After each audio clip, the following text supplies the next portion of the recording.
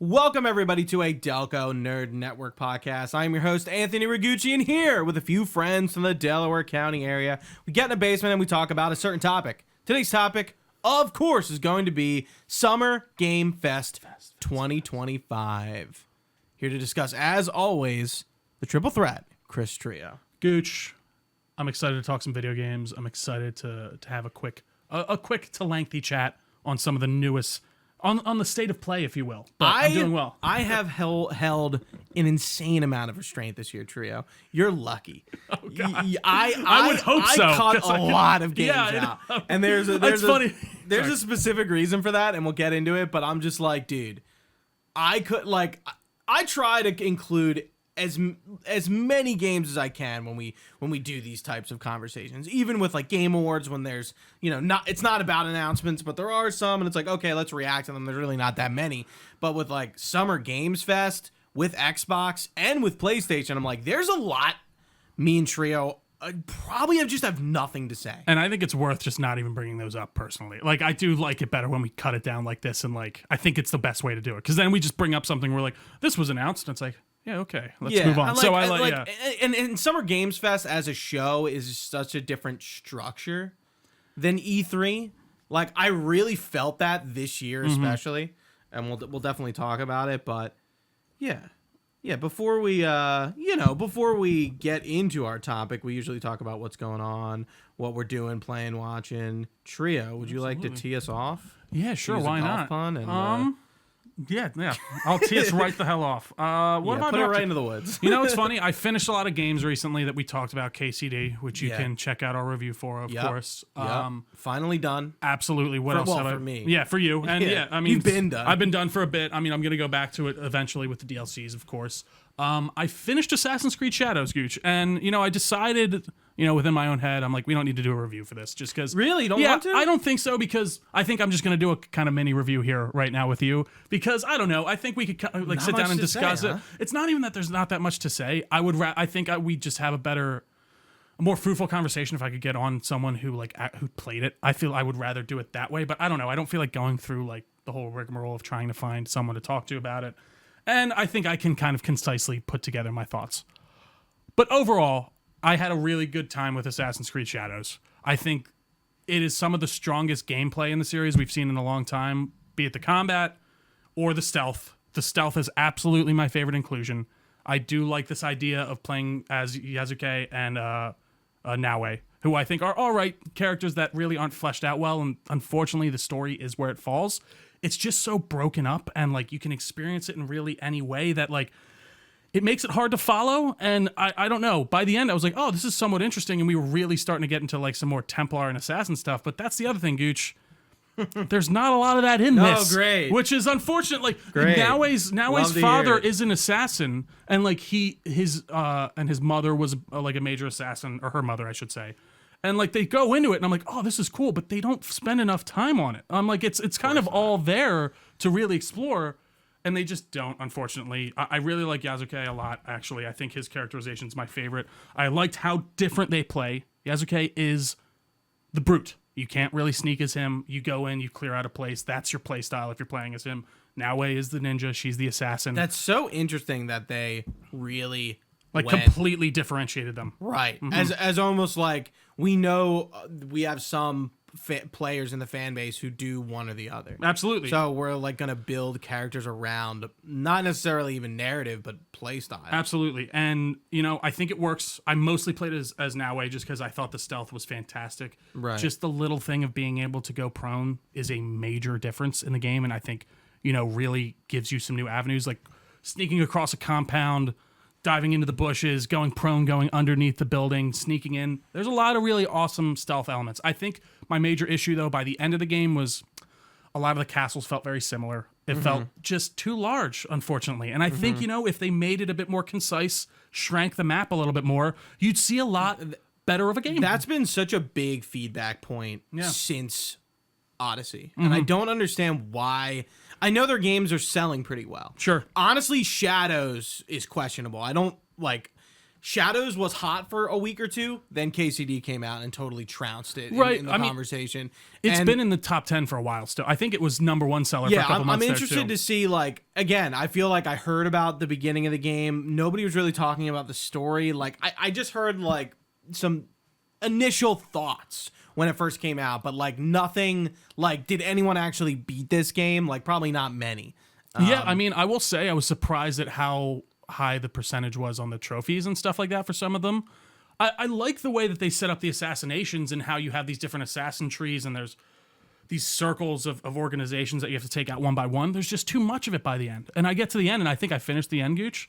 Another one pops up right underneath it, another circle. And it's 4 new targets, which I was like, oh, okay. And they were all with Yasuke, and it kind of fully fleshes out his story and how he got to Japan and what happened to him. I'm like, this is cool. I kind of wish there was more of this in the game, story-wise. But sorry, go ahead. No, go ahead. Last thing I will say, it's a fucking gorgeous game. I have not seen a game look this pretty and enamor me this much environmentally since Red Dead. Genuinely. So that's one thing I will say. And there was one other thing with the open world, which I believe it was Geoff and some other folks in our group chat were mentioning it at first, that I didn't really notice. That was like, I feel like I can't climb that much. Exploration's a bit. Yeah, Casey and Jeff were like a little iffy. And I was like, I don't know. I'm not really experiencing that much in the first area. But as I ventured out into the more mountainous areas and, more densely kind of packed places, the world felt very rigid in a lot of ways, especially the open world when you get into the forests and there's no tree running really. You just have to use your horse most of the time to get to places. They want you to really stay on the path until you get to these large settlements, which you can fully explore and fully climb, but very rigid. Much more rigid than I've seen in Assassin's Creed in a while, unfortunately. My question, the President's Day stuff. There's none. It's not. They say something when you get in. That's so depressing. It's. I'd say you could closely kind of compare it to how they do it in 4. Like where you 4. start and they're like, we are in here for some reason. And, they do have some animus stuff that you can go, like activities and things that seem to open up more, present day storylines, but very optional. I didn't really touch them much. They made all of their online stuff be attainable through, or they have like a battle pass type system, but it's all free. You can get the credits within the, well, remember it was going to be, I think, very different until they switched up how they were going to do their DLCs and all that stuff. But yeah, overall, it's, a bit of a mixed bag for me with Shadows. I'm glad I spent my time with it. I thought I got my money out of it for sure.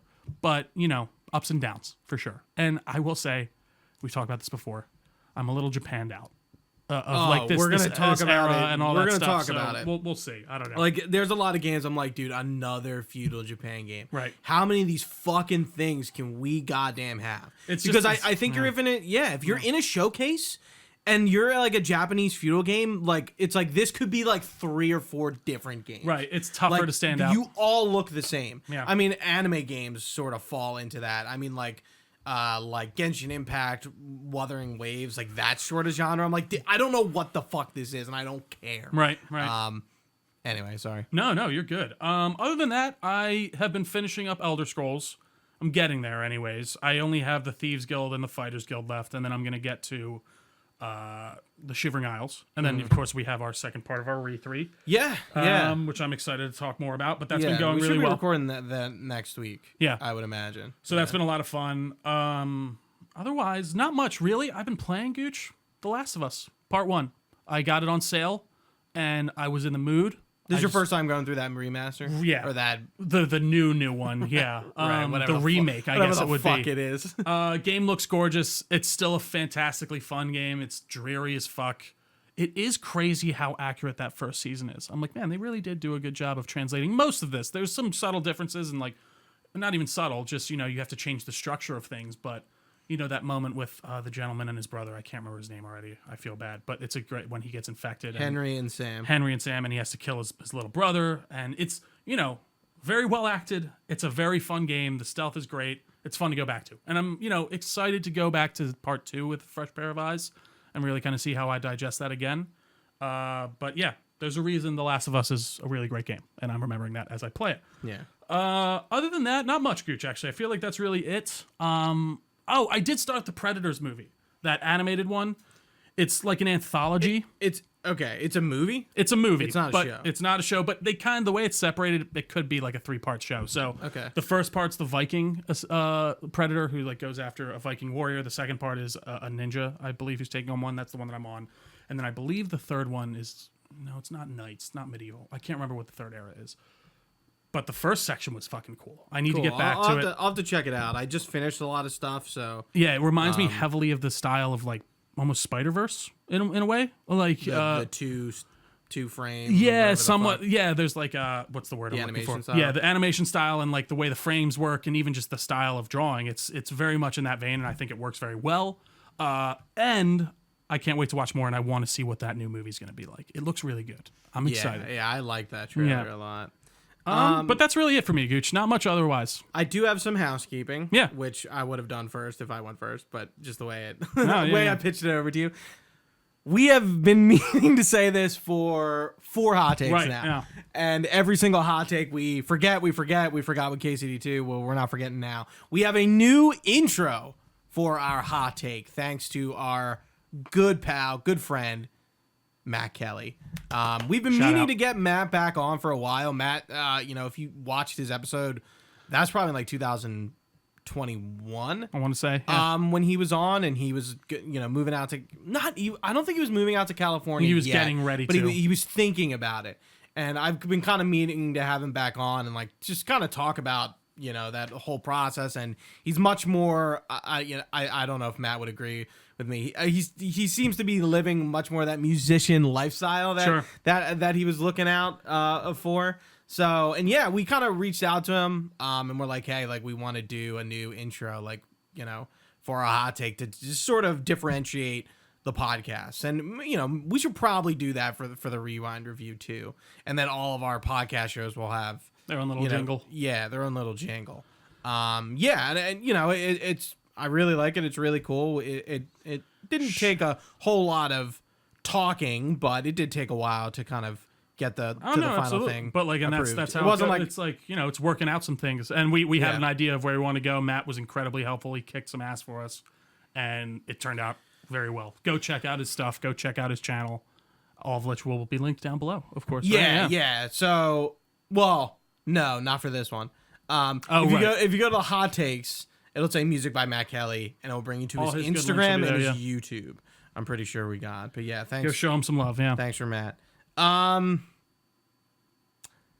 Yeah, before I get into the games, it's actually not much. I got more movies and TV shows than anything else, which is good because I've been playing way too much lately, and that's probably going to be somewhat of a theme in this podcast too, of too much, which it always seems to come up nowadays.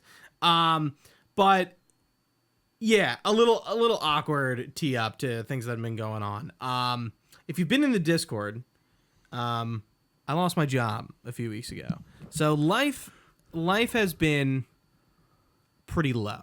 I gotta admit, and I was thinking about that in the terms of like Summer Game Fest. I was like, is this coloring my? Because I'm much more negative on Summer Games Fest this year than in years past, and I'm like, am I just like in a weird space in a stoop in my life, and that's affecting this? But yeah, I've been talking about this probably for the last few months on the podcast. When Trio would go, "How you doing?" and I'm like, I can't like sit here and be like, yeah, I'm doing all right. Yeah. It's kind of like a good thing and a bad thing. Like I didn't like that job and I wanted to get out, and I just essentially, sometimes life pushes. Right. And then when it rains, it pours. I'm in the process of a breakup with my girlfriend. So the last few weeks have been, every day is really trying. So it's been difficult, but I'm thankful we can the podcasts are a nice, reprieve, I can kind of forget a little bit and just kind of sit here and talk about games and not be sidetracked very easily or look at my phone or something like that. So I in moments like this, I really appreciate the podcast. But yeah, life has been very difficult for me, and it's hard for me to get on and try to not talk about it and act like there's nothing going on. And not that I don't need to talk about it or do have to talk about it, but I'm pretty open about shit. So if something's wrong, you know about Absolutely. it. Trio will know. If I'm really bothered by something or that's just I the way gotta it talk is. about something, Absolutely. Trio will hear about it. But that's just what's going on. You know we're here for you, Gooch. I'm sorry, man. Seriously, I know Yeah. it's a tough time. I'm going through my first breakup at 30 years old. Honestly, the job stuff, all in all, it's stressful. It's such a lesser deal compared to the breakup. What were you about to say? No, nothing, man. Just we're here for you. I'm sorry that stuff. Life sucks sometimes, but hopefully we can offer a bit of a reprieve here and just talk some games, have a little bit of fun. Yeah, for games, I forgot to mention this last time, and I was really pissed because I was just got into it, and it was really popular at the time. Claire Obscure Expedition 33, right? A new JRPG from Sandfall Interactive. They're a French studio of about 30 people. You've heard the fucking stories about this dev. They get talked about a lot. It's kind of like a JRPG with big French influences, and it's very cool. Is this the greatest game you've ever played? It's because not. I've been hearing that. Yeah, and I know Locke mentioned on our KCD2 review, and I have to admit, I feel like people are really incredibly high on it, right? Jerking it off after it's came, they just keep going. I'm just it's good, but it's not that good. I think it has a lot of quality of life problems you would expect of a second party kind of developer. Smaller game, yeah. The acting is great, the cast is great. The story is pretty cool for the most part. It's very depressing. It has moments of levity. And I would compare it a lot to Final Fantasy. It's very clearly inspired by Final Fantasy. It's a very serious story. There's very serious shit going on, but there's a lot of levity within the world. Right. There are these little creatures called gestrels, and they're kind of they talk. They're little mannequin looking guys, and they speak French, and they're goofy. They just talk French, and somehow everyone else can understand it. But there are a lot of problems with the game. There's no mini map. I really don't like the environments. They're feel a bit. It's ruined land for variation. Here's and not that I don't like the linearity of the levels, but something about it is just getting really old. I'm approaching the end of the game, so I hope to do a review about it. Probably get somebody else on. We should get. You should. I can try. Maybe to find we can draw up someone for Shadows. Yeah, because I would like to. Because I would like to get into that a bit deeper. Yeah. I'm not sure. We can talk. I don't know. Maybe if we can, people. maybe we can even still do it by ourselves. I don't know. I was thinking about it, and because I played it over such a long period of time that also gets tough too. Where I'm trying to remember. Even that with was KCD. Yeah, it's just the way it is. Yeah. So I'm almost on Expedition 33, and. Yeah, it's a great game. One of the big things, it's a turn-based game, and I think keeping this turn-based genre alive, I think is really important because it's kind of one of the first genres of games. And Absolutely. I feel Final Fantasy, especially one of the companies, Square, one of the companies who made the genre, have really moved away from it. 16, 15. 13, not 13, but 15 and 16, they've really moved away from the turn-based, and it's all action combat now. But then you have games like Persona and Metaphor and this that are turn-based and very successful. So it's kind of Baldur's Gate. Yeah, exactly. Mm-hmm. It's like Final Fantasy. Why don't you try to do another mainline with turn-based? I don't get it. But the big difference with Claire Obscure is they have this parry and dodge system in the combat. So you're not just hitting people and they hit you and you can't do anything. You can, it's pretty difficult, but you can dodge and parry attacks. So, you can do an entire fight and not get hit once if you're good enough. And it is hard. It's not just, simple hits. Sometimes, they'll take a while to charge up. And it can be kind of annoying, especially if it's late and you're, trying to chill. And it's fuck, I gotta, dodge this and, really pay attention to it. I can't just, sit back and, turn-based I always found kind of chill. Because it waits for you, right? No, for sure, yeah. You can be as slow as you want. And, when you have to react to everything, pros and cons here. I think it's good, but there are some, cons to it. But, yeah. I'd actually be in one of my favorite games of all time, Gooch, is turn-based combat.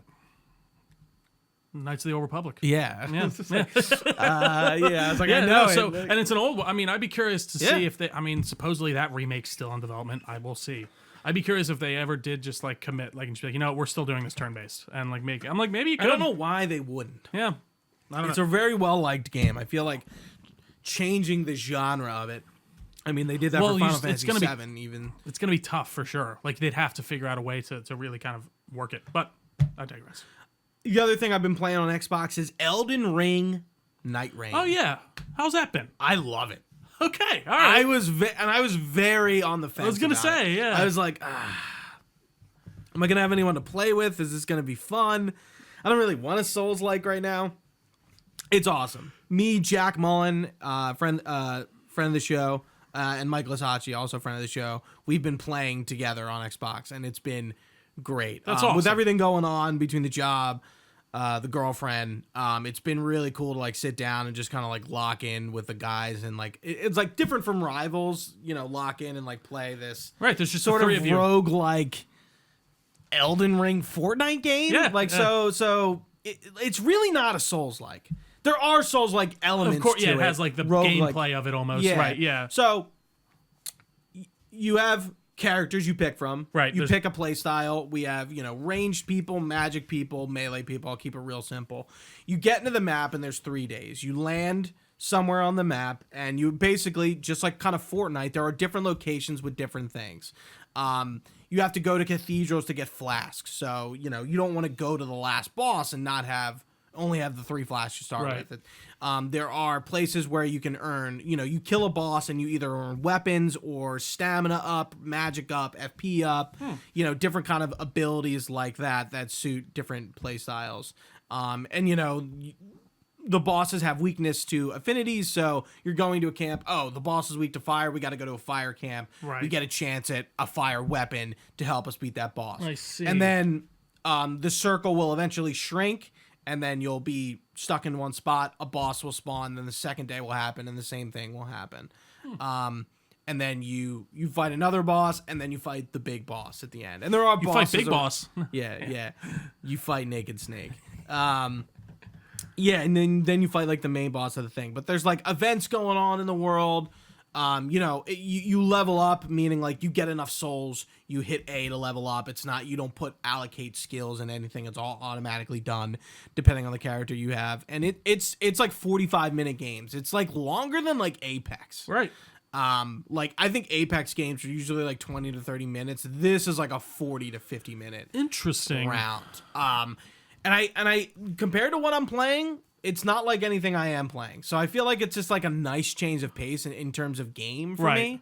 And, you know, being to jump on with Jack and Mike and, you know, like every night and be like, all right, like, you know, when we play and we get like 2, 3, 4 in and then That's awesome. You know, we call it or whatever. And it's like, you know, 2 to 4 hour session. And I fucking love it, man. I'm really looking forward to enjoying it. I think it's like a standout multiplayer title for this year. Gameplay wise, asset wise, it's an asset flip. Of course. Like there's a ton of reuse here. Right. You know, which I think is fine though. I completely agree. So I'm curious to see how like Duskbloods on Switch 2 is going to do. And like Yeah, what that's going to be compared to this, cuz I think this is really cool, and it, you know, I think it didn't make the splash Elden Ring did. It did no, not. for sure not, but it still did very well, right? Like I'm pretty sure I it think still so. like kicked some butt, because I mean, Like- I feel like they got easy sells from most of like, you know, your Elden Rings folks, but yeah, I don't know. I'm glad to see you're liking it. Yeah, I'm not sure if it's your bag at all. Right. But I'm glad you can play this alone. You know, you can queue up and matchmake with people. Right. But like, here's the issues. It's a From game, and like they don't have the multiplayer sensibility. Like you cannot talk in game with people. Right.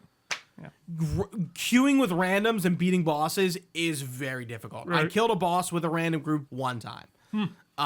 It is difficult because like people go off in either direction, and you can't really stop them, and they fucks up the run. I mean, that's like when I was playing Helldivers, when people like you'd go in with randoms and like you'd want to go to this certain area, you know, go this track, and they're just like, nah, fuck it, I'm just gonna run off and do whatever the fuck I want. Did I ever tell you what happened? Sorry, tangent. I might have told you this. So one time I was playing Helldivers, and I guess the microphone on my controller was on, and I was in a game. And I'm like, what the fuck are these guys doing? God damn it, idiots. And then all of a sudden, like, after I say something, I'm like, man, these guys are fucking idiots. Where are they going? And I hear a guy go, hey, man, I'm just trying. I don't know where I'm going. I'm just trying. And I'm like, was he just talking to me? And I'm like, wait, hello? No. And she was like, yeah. And it ended up being, I talked to the guy by the end of the game, and I got on the mic, and we finished the game well. But it was just, it's like, oh, I got to watch this fucking microphone on my controller. Jesus Christ. It's so funny. But yeah, It's definitely not game of the year, but I think it is really unique. Right. It's a really unique offering that I didn't know I wanted. It's $40. $40. That's a reasonable and buy-in it feels for me. like a $40 game. Again, we're in the same areas. We've been in Elden Ring. There's new character models and stuff, but like the weapons, the mobs, it's like not an original game. Right, yeah. It's an asset flip, but that's like we were saying earlier. That's not a bad thing. Like We especially don't get when a lot of those anymore. Well, and especially if it's priced this, like they seem to understand the product they have. They're pricing it to $40. They're being very honest about what it is. I don't know. I'm totally fine with that. Yeah. And it does have flaws. Again, it's not perfect. It's very course. clear that like From Software don't know how to do a multiplayer game well. And I've never really like done there's one. not a lot of systems around. Like, yeah. It's interesting. We'll definitely talk about it more. Hopefully, PS5 played Dune: The Dark Ages. Right. Go check out right. that review. Yeah. Same. I finished that. And I have a lot of movies and TV shows, and that's really the bulk of it. Saw Lilo and Stitch. Good movie. The issues, the changes from the original, and Zach Galifianakis as Jumba. Total miscast. Yeah. I was just like, dude, especially with no voice or any silly voice. Getting rid of the Russian accent for Jumba, I think, really takes away his like mad scientist kind of charm. Yeah, it sucks too because I feel like Zach Galifianakis. Like in theory, when you tell me that casting, I'm like, oh yeah, that should be great. Like I'm sure Zach, like even if it's not a Russian voice, like that he could do something with that. But I did watch an interview with him, and apparently they couldn't. This was during the strike, and they couldn't improvise at all. Like he couldn't, which I thought was interesting, which he kind of wanted to do, but he's like, no, I couldn't contribute like whatsoever, with very strict rules. So, yeah, and then the other so Gantu, the big whale alien guy, was totally omitted from the script, and I actually get why. I think the CGI would have been way too jarring on him, especially all the time. Like it just like Pleakley is an alien. I think Jumba and Pleakley are aliens. Like at the end, so they have like the human disguises. Right. So it's like actual. It's do you remember Billy Magnuson from No Time to Die? Yeah. That's who plays Pleakley. I'm like that's range. Yeah, that's a very dude. He's fun. He was in Game Night too with I can't remember the whole cast, but very funny in that. Yeah, he's very fun. I really like him. But he's Pleakley, and so they're aliens at the end. You know when Stitch is gonna get taken away. And it's just like, this does not look great. Like they're standing there, like it just. I've seen clips. I think. But I like the Stitch, the effects for Stitch, great. I heard the actors for Lilo and Nani, great. I didn't have a problem with a lot of it, but it's just like, the changes that they made from the original. That's kind of where the issues lie. Sure. Mission Impossible: The Final Reckoning, pretty good. I liked it. There, I didn't know like the big action set piece for this movie, which is like an underwater thing.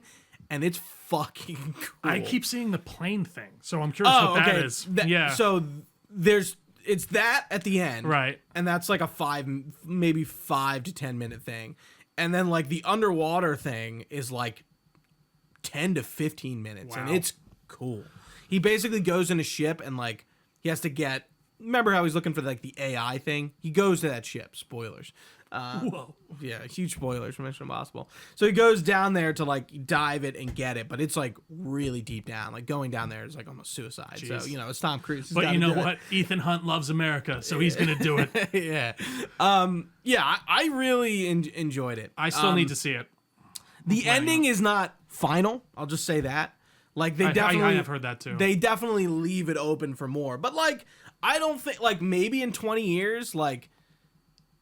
They bring Mission Impossible back with a new team, and Tom Cruise is like, the leader of like the operations. I know he like said that. in like one interview. I don't think that's like impossible. No, I don't think so either. But the problem is, whoever the next guy is in there, that's gonna have to kill himself to do it. Like like have to almost kill himself for every movie. Like how do you top Tom Cruise? Right. And I know you saw it's something different. Right, but like I still think, like these major action stunt sequences, like real stunt sequences are like key, I feel like, to the DNA of this franchise so far. Yeah, especially like Ghost Protocol onward. Yeah, so I don't know. I think someone would have to, kind of take those reins. And I mean, they tried to do it with Renner in Ghost Protocol, but then they just killed him off.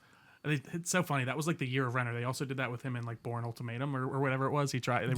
Jeremy Renner was that actor who was like not trying the to be main inserted. character, Like he was trying to be the new main character that they were inserting in, but he never really took off. Yeah. Yeah, I don't know. I know he mentioned like he would love to see Glenn Powell take over like the lead, but I did see an interview with him where he was like, I don't know if I could live up to that. I don't know about that. Yeah.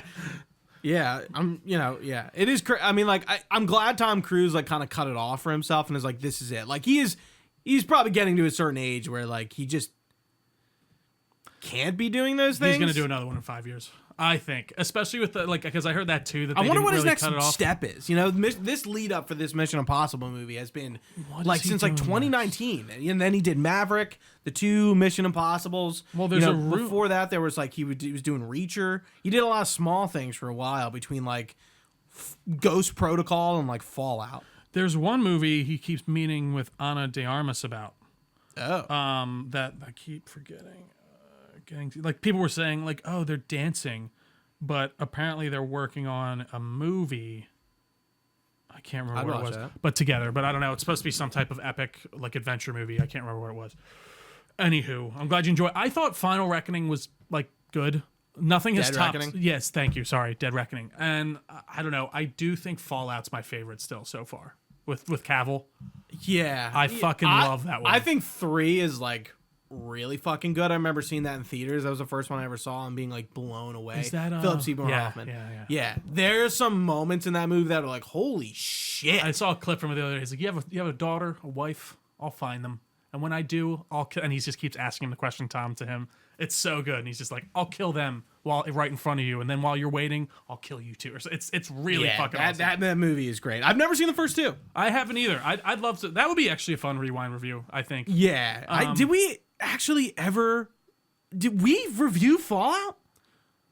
I don't think we did. Well, I know we both saw it. Yeah, I don't think... You know what's funny? We always talk about this because we were like, oh, we should review it. And all the good movies that like we would normally try to review come out on top of something, and it just kind of gets lost. And I think it's just about the, like also making getting the effort to do and yeah. see it. And that's sometimes like I do wish I went and saw it last week so we could do a review or something, because those are fun movies to talk about, and it's, And another one, podcast. Ballerina. Speaking of Ana de Armas, oh. I really liked Ballerina. Got good reviews. Yeah, I really enjoyed it. It's a different flavor of John Wick. It's John Wick, but you can tell like they try to label and depict the combat differently from John Wick. I think the big thing with Ana de Armas and the way they did Ballerina was impromptu weaponry. She uses a lot of random things to kill people. Well, and I was watching a review and they were talking about how they, she's a small woman. How is she going to take on all these big burly men? And apparently they very much like tackle that head on, I guess, within the beginning. John Wick it's a lot of like, I don't know if it's like grappling, but it's kung fu. It's a lot of hand-to-hand combat. It's a lot of small arms fire and like close quarters. And like ejecting magazines across the room, and like he's used a lot of weaponry. But with Ballerina, she's like kind of taking people down and like using shit to like kill them as up. quickly as possible, right? There's almost in a way. Yeah, but like it's like, okay, like there's a scene with like a bunch of plates and they're like like smashing plates all over each other, like it's almost like comical. And I'm just like, they like found a new identity for this, and I feel like they could totally do another Ballerina. And Ana de Armas as like an action lead, I think works really well. I think she's shown herself to kind of be like not a one-trick pony, pretty much the opposite of that, between like Knives Out and No Time to Die. Her in that No Time to Die scene is insane. Yeah, I mean, like that, and I think it was like her first action role. Like, yeah, I know, like she's in Blade Runner, but like she doesn't really have an action role in 20. She's barely in it too. She's in that a lot. Barely. She's like in it for like. She's not in it as much as I think you realize. Like she's dancing and then it's been a while. Yeah. Well, as Joy as his not just as the projection. Yeah. I dug Ballerina. Story-wise, whatever. It was a great action flick. Yeah, sure. I actually think I'm like, maybe we should like dumb the story down. Was there more like John Wick insanity, like just like gold coins and weird rooms and all that stuff? Just as much as you remember. Yeah, nothing like a lot. There is like they do, and Norman Reedus is in it for honestly. I was kind of surprised how little he is in this movie. I heard that too. Yeah, I was kind of upset because like with Death Stranding 2 on the rise, I was like, oh yeah, it's gonna be cool to see Norman in like a movie, and he has like 4 or 5 scenes, right? And that's it. But they do kind of expand on like there's like cults and like more gangs within the John like Wick groups, universe. and stuff. Yeah, That's kind of what they expand on. But cool movie. John Wick is in it, and he does fight. He has like one big fight scene. It's between 3 and 4, right? Is the same? 2 and 3. Oh, gotcha. Yeah. I finished the Bad Batch season 3 last night, so the Bad Batch is done. Really surprised how happy of an ending it has. Yeah, everyone kind of gets. I was not expecting that. It does a time jump, right? For the end, where Omega, joins the rebellion. And I guess Hunter and Crosshair and Wrecker are just kind of too old. They're just like, we're retiring. But fucking Wreck's fought in the rebellion, so come on. What the fuck, guys? But yeah, I really liked it. I don't really think I quite understand what Project Necromancer really is. It's what led to. I think the idea was it's what led to the terrible. It led to Snoke, and it led to the. Palpatines. Yeah, it's basically like a process in which you implant midichlorians in people without them. Well, it's like they're trying to create a clone that they're trying to clone someone with a midichlorian count is the idea, and actually have that count. So the idea I think was when you clone someone with a midichlorian count, they wouldn't be force sensitive. Right. So they were trying to make force sensitive clones. Ergo, make a clone of Palpatine that was force sensitive. I do like the. What's it called when they kind of flip things? Oh, what do you mean, like turn it on their head? That's it. Turn it on its head. Where like you think, like especially at the beginning with the Bad Batch, you think Omega's force sensitive, right? And they really like. There's a lot of like evidence. I mean, she has midichlorians. Well, I think the idea is she is. She could be. Yeah, but when Ventress kind of shows up and she's like, whatever she's doing, like a gray Jedi sort of thing. And, she's on her own path and, like, she kind of, like, shows Omega, like, training. And it's like, well, like, you're training as a soldier, not training as a Jedi. So, like, they couldn't help you even if they tried. Right. And like, leading this, like, oh, like, you could maybe have some... You have the potential in you. Right. Yeah. But, like, really kind of leaving it, to the imagination and not really just explaining everything. But...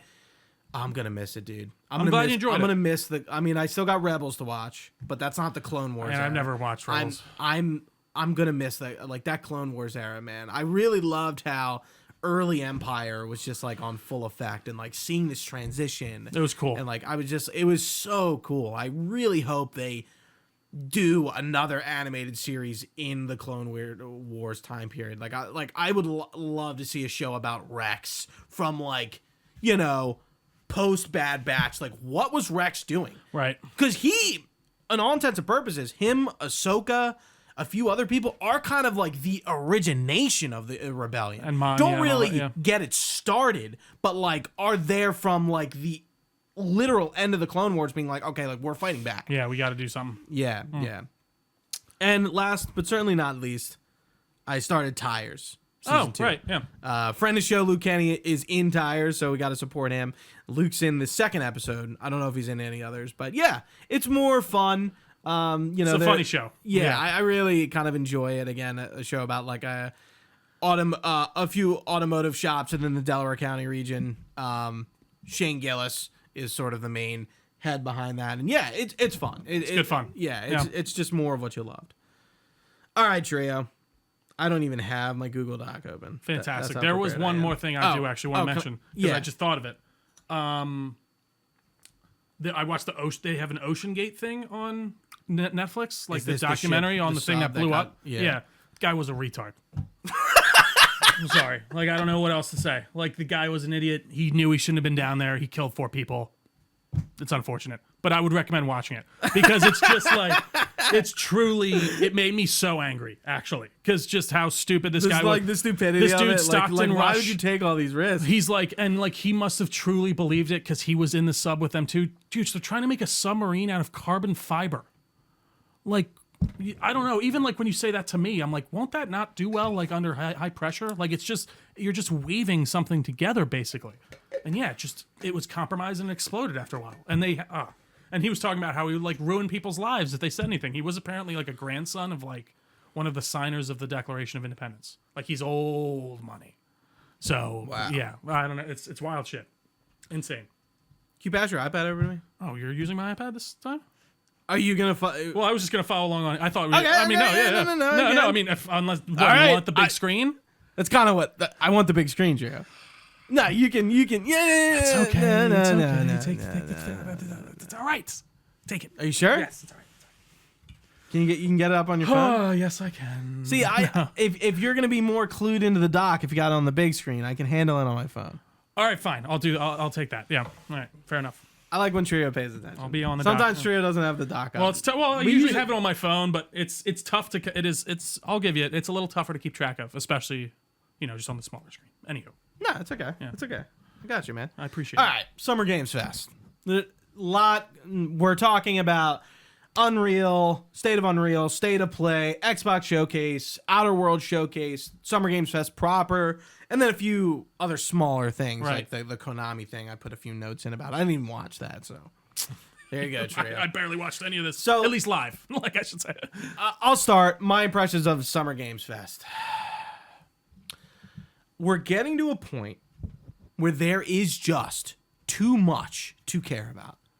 There are too many games I will never play and never see again. And it's hard for me to care about everything anymore. Right. I think back when we had E3, insert the Invincible meme, I think I miss E3. I felt like E3 got pretty shitty by the end there, though.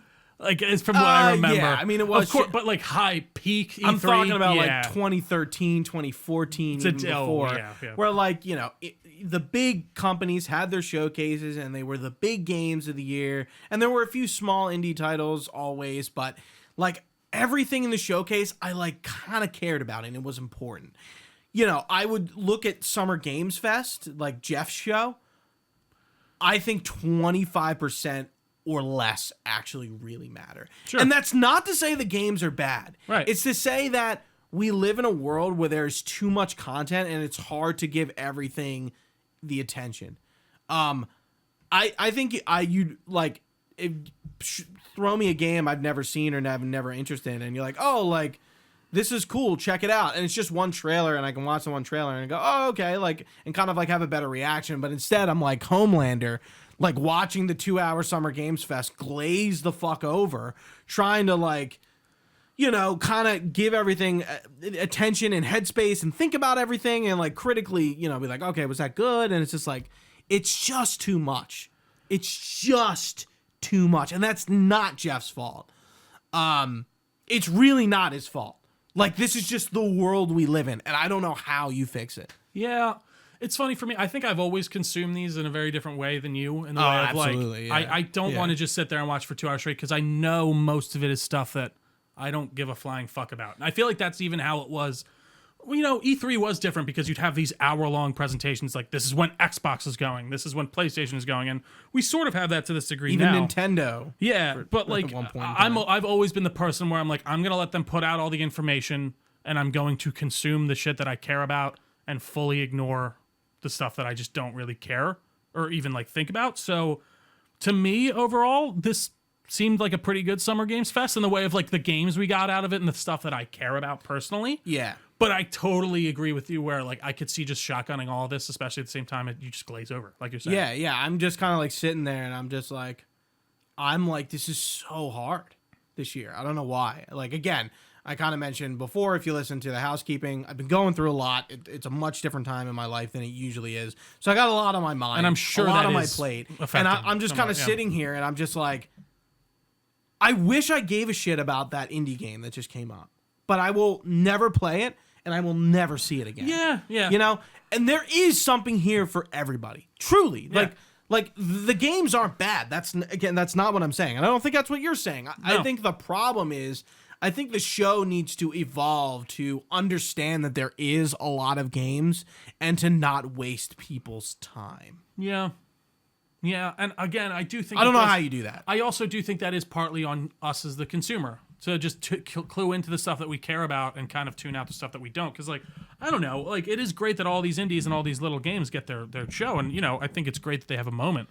But yeah, it's most likely going to be a game that I don't care about. Even when it comes to some AAA games that they're showing, I'm like, I don't really care about this for the most part. Like, I went through our kind of list Grounded here. 2, I think, is a good example of like, oh, that's interesting. And I didn't put any notes on the Grounded 2 Direct. I'm like, Trio and I don't play that game. We'll talk about it, but like, I don't care about Grounded 2. And I'm like, I was surprised that it even got like a direct. It got like a part. Like a full Not part. like, I mean, it was like 20 minutes. Sure, but like a I'm, section. I'm just like, I know it as like an audience, but like, I just like, you can't get me to watch that and like really be immersed in it. Like I do care. Well, and I think that's what you're speaking to the most. It's just like, maybe if they separated up better, if they did chop it up more in certain ways and did a better job of labeling, like, this is going to be our indie section, this is where we're going to have the big reveals, and this and that and the other. Yeah. But like, and that's again why I don't like to tune into these. They as they're do happening. have like Day of the Devs, and they do that, but like, you know, like, yeah. Like, I think there are like, going down the list, there's some really good games that I'm excited for here. And I think, you know, it's mostly outweighed by stuff I don't really know or care about, unfortunately. But yeah, that is the name of the game when it comes to the gaming industry now. Like we said before, there are too many games. There are so many that we just can't keep up with them. I do think I am keeping up with the ones that I care about enough to keep up with. But still, there are some that fall to the wayside. I would love to play Expedition 33 at some point. I think I do want to, but it's just about getting back to it.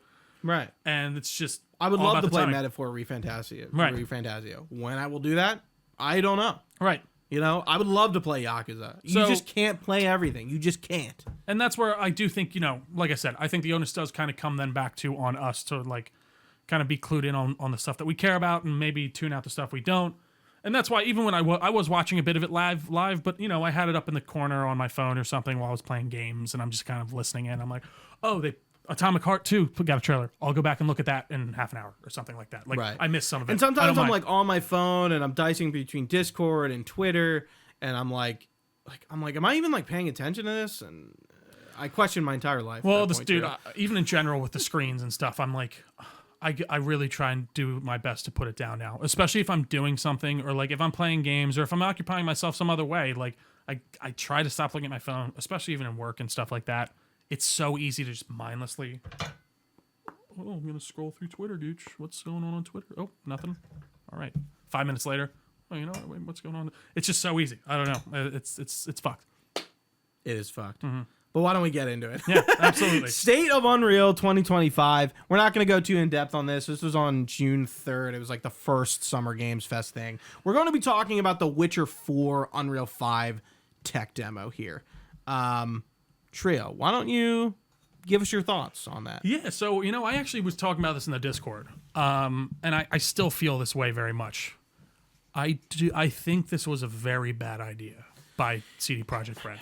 Did you notice how it did say this is not like a final, like the entire trailer? Like I know. This is not the final product. This is not the game. This is a tech demo of The Witcher 4 in Unreal 5. It's not what the game's going to look like. 99% of normies are not going to care or not notice that. And I think even at the beginning, I think that they should have done a better job of letting you know straight out. Right. I know it's labeled tech demo. I know, like you're saying, they're doing a good job of really labeling it at the bottom.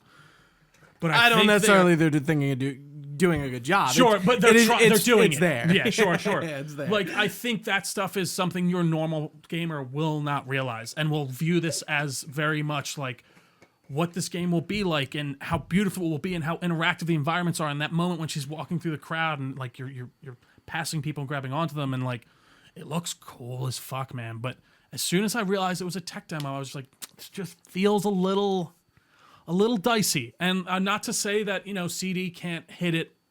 They definitely probably can.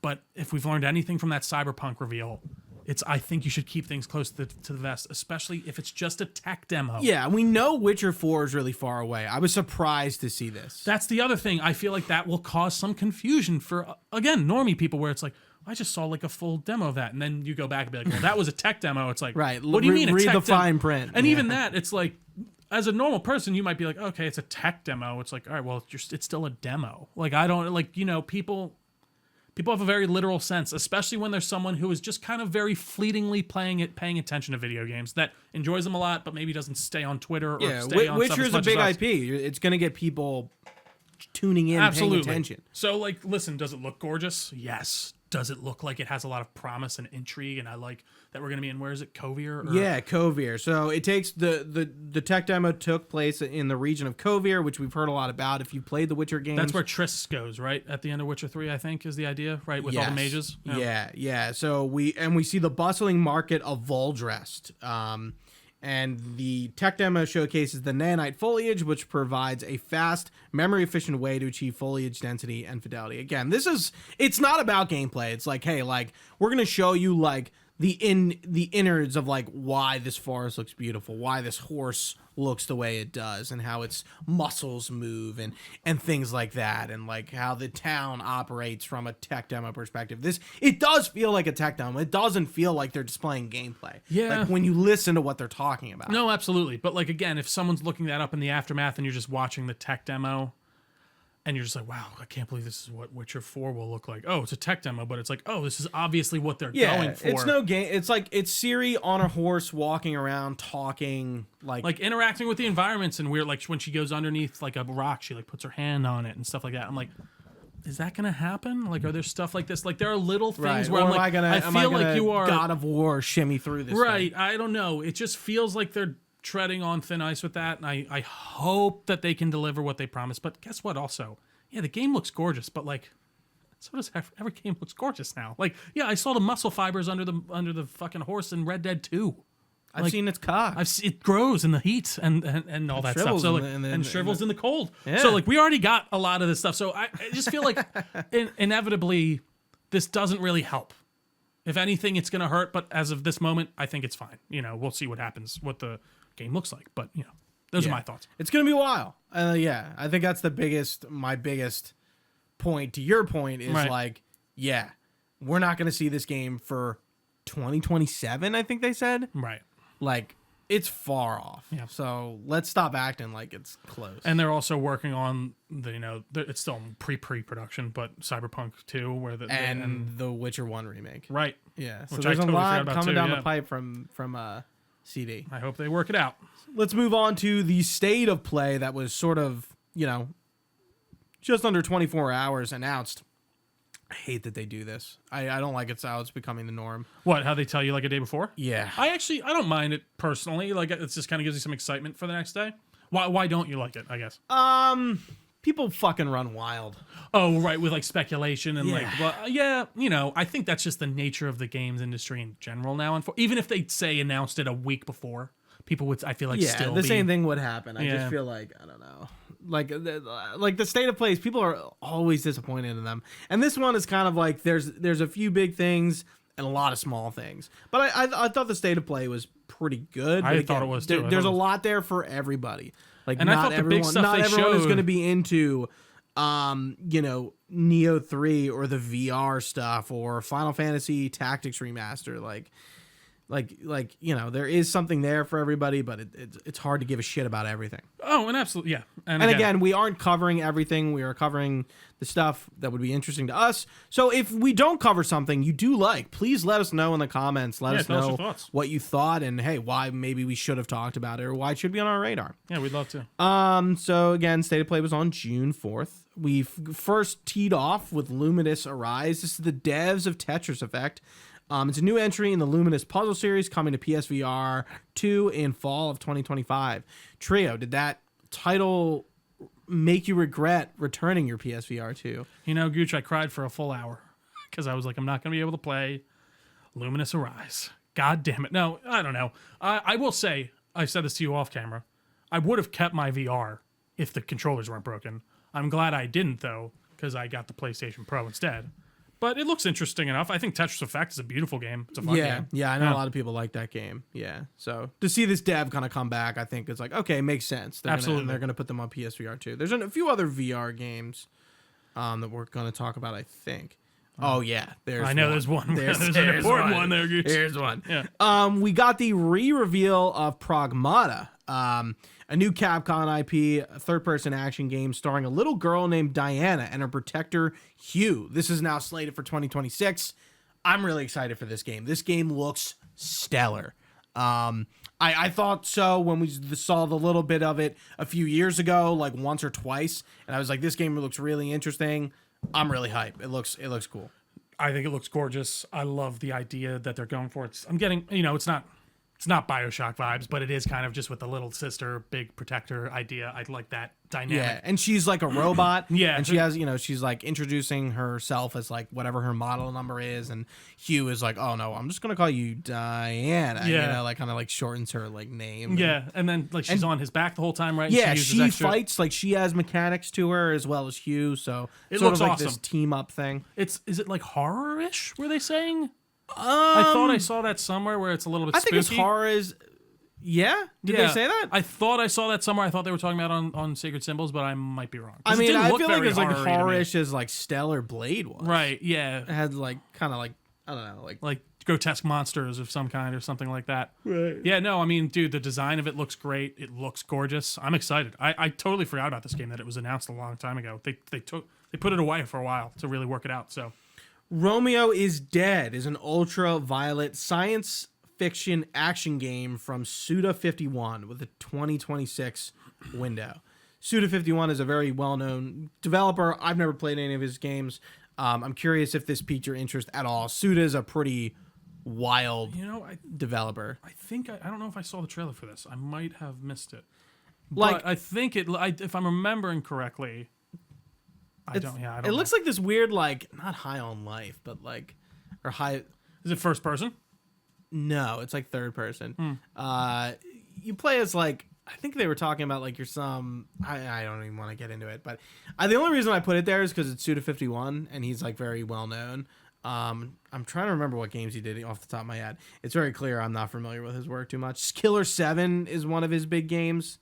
No More Heroes with like Travis Touchdown. Remember that from like the Wii era? Yeah, so he's really into this like high octane action. And I think it's been a while since we've seen anything from him. Oh yeah, so this is cool. Yeah, this is a pretty big deal for some people. Super bloody action, crazy twists and turns, blow players' minds. A whole mess of kind of stereotypical gimmicks. Oh, that's funny. Now Romeo is an FBI space-time special agent, Dead Man, and sporting a rad mask called Dead Gear, must hunt space-time's most wanted fugitives through multiple universes. Looks pretty cool, actually. Yeah. Cool. Next up, we have Silent Hill F. We got like a pretty nice extended gameplay trailer of this. It's coming on September 25th of this year. That's wild that it's that early. I didn't realize. Did they already announce that before, or was this the announcement? The date? No. Yeah, I'm actually surprised too. What do you think about Silent Hill F? I mean, we played 2, so we're 2 remake. We're kind of both in the Silent Hill world now, I feel. I mean, I was incredibly high on 2. And if this is anything close to it, which I will say the vibes seem great, I think it will be great. I like the, we talk about, the Japanese setting or whatever now. I do. Japanese schoolgirls. Yeah, but this is like true Japanese horror. I feel like Japanese horror is something we don't see a ton of, especially in West. Like a lot of like even Japanese horror games, like I feel like tend to use American settings and things like that. And American kind of I think of like, this reminds you of like Fatal Frame. Right. Like where, this is strictly set in like Japan from a Japanese studio, and they're telling some sort of Japanese story.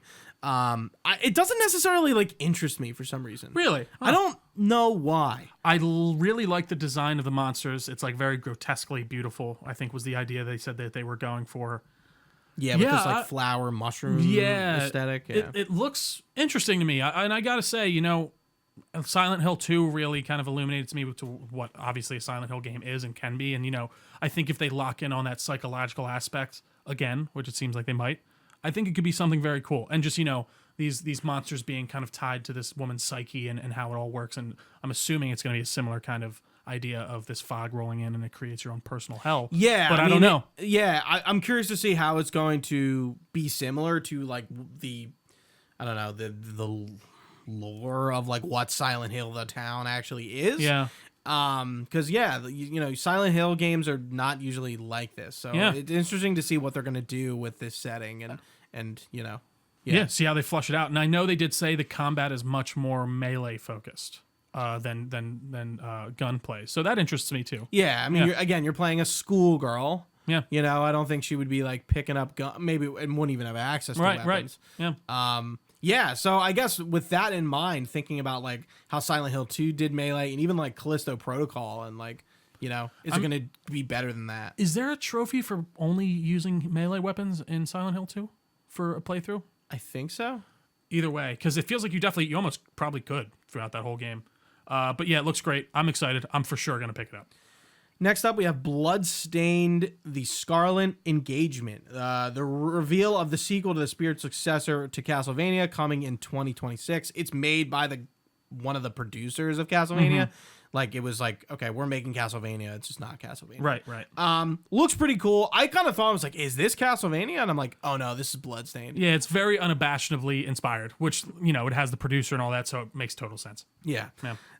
I've wanted to play this game for years. It's just something that's been like on my list for a while. So looks cool. I'm glad they're doing another. There's like supposedly a AAA Castlevania game in development right now too, right? There's something that Konami's doing. I feel like I've heard Colin and them talk about it on there. Right. Yeah. I mean, Konami had a thing. Yeah. Like they're really getting back into games. Yeah, they are. So they got to have something cooking. And I mean, that's just such an easy, like, I'd love to see that IP really be brought back in like an interesting way, especially after the show. I think the show did an amazing job. So, Final Fantasy Tactics: The Ivalice Chronicles. This is the remaster of the critically acclaimed Final Fantasy Tactics game from 1988. So you get the remastered version and the original versions of the game, which I think is pretty unique. Sweet. For people who love the original, no dialogue.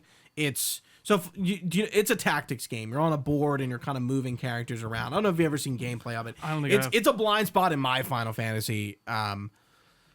Repertoire. Yeah, repertoire. Like, I don't really know the characters. I don't know the story. I know it's set in Ivalice, like that's the world, but I know nothing about it. It kind of just missed me growing up, and even as I went through playing the Final Fantasy games as a kid and even as an adult. But this is from the NVIDIA leak. Oh, really? I didn't realize that. This was one of the. So we're still missing the Final Fantasy IX remake, which is on the NVIDIA leak, but everything from the NVIDIA leak has shown itself. This is being made by Creative Business Unit 3. This is the Final Fantasy 16 team, and it's coming on September 30th, 2025.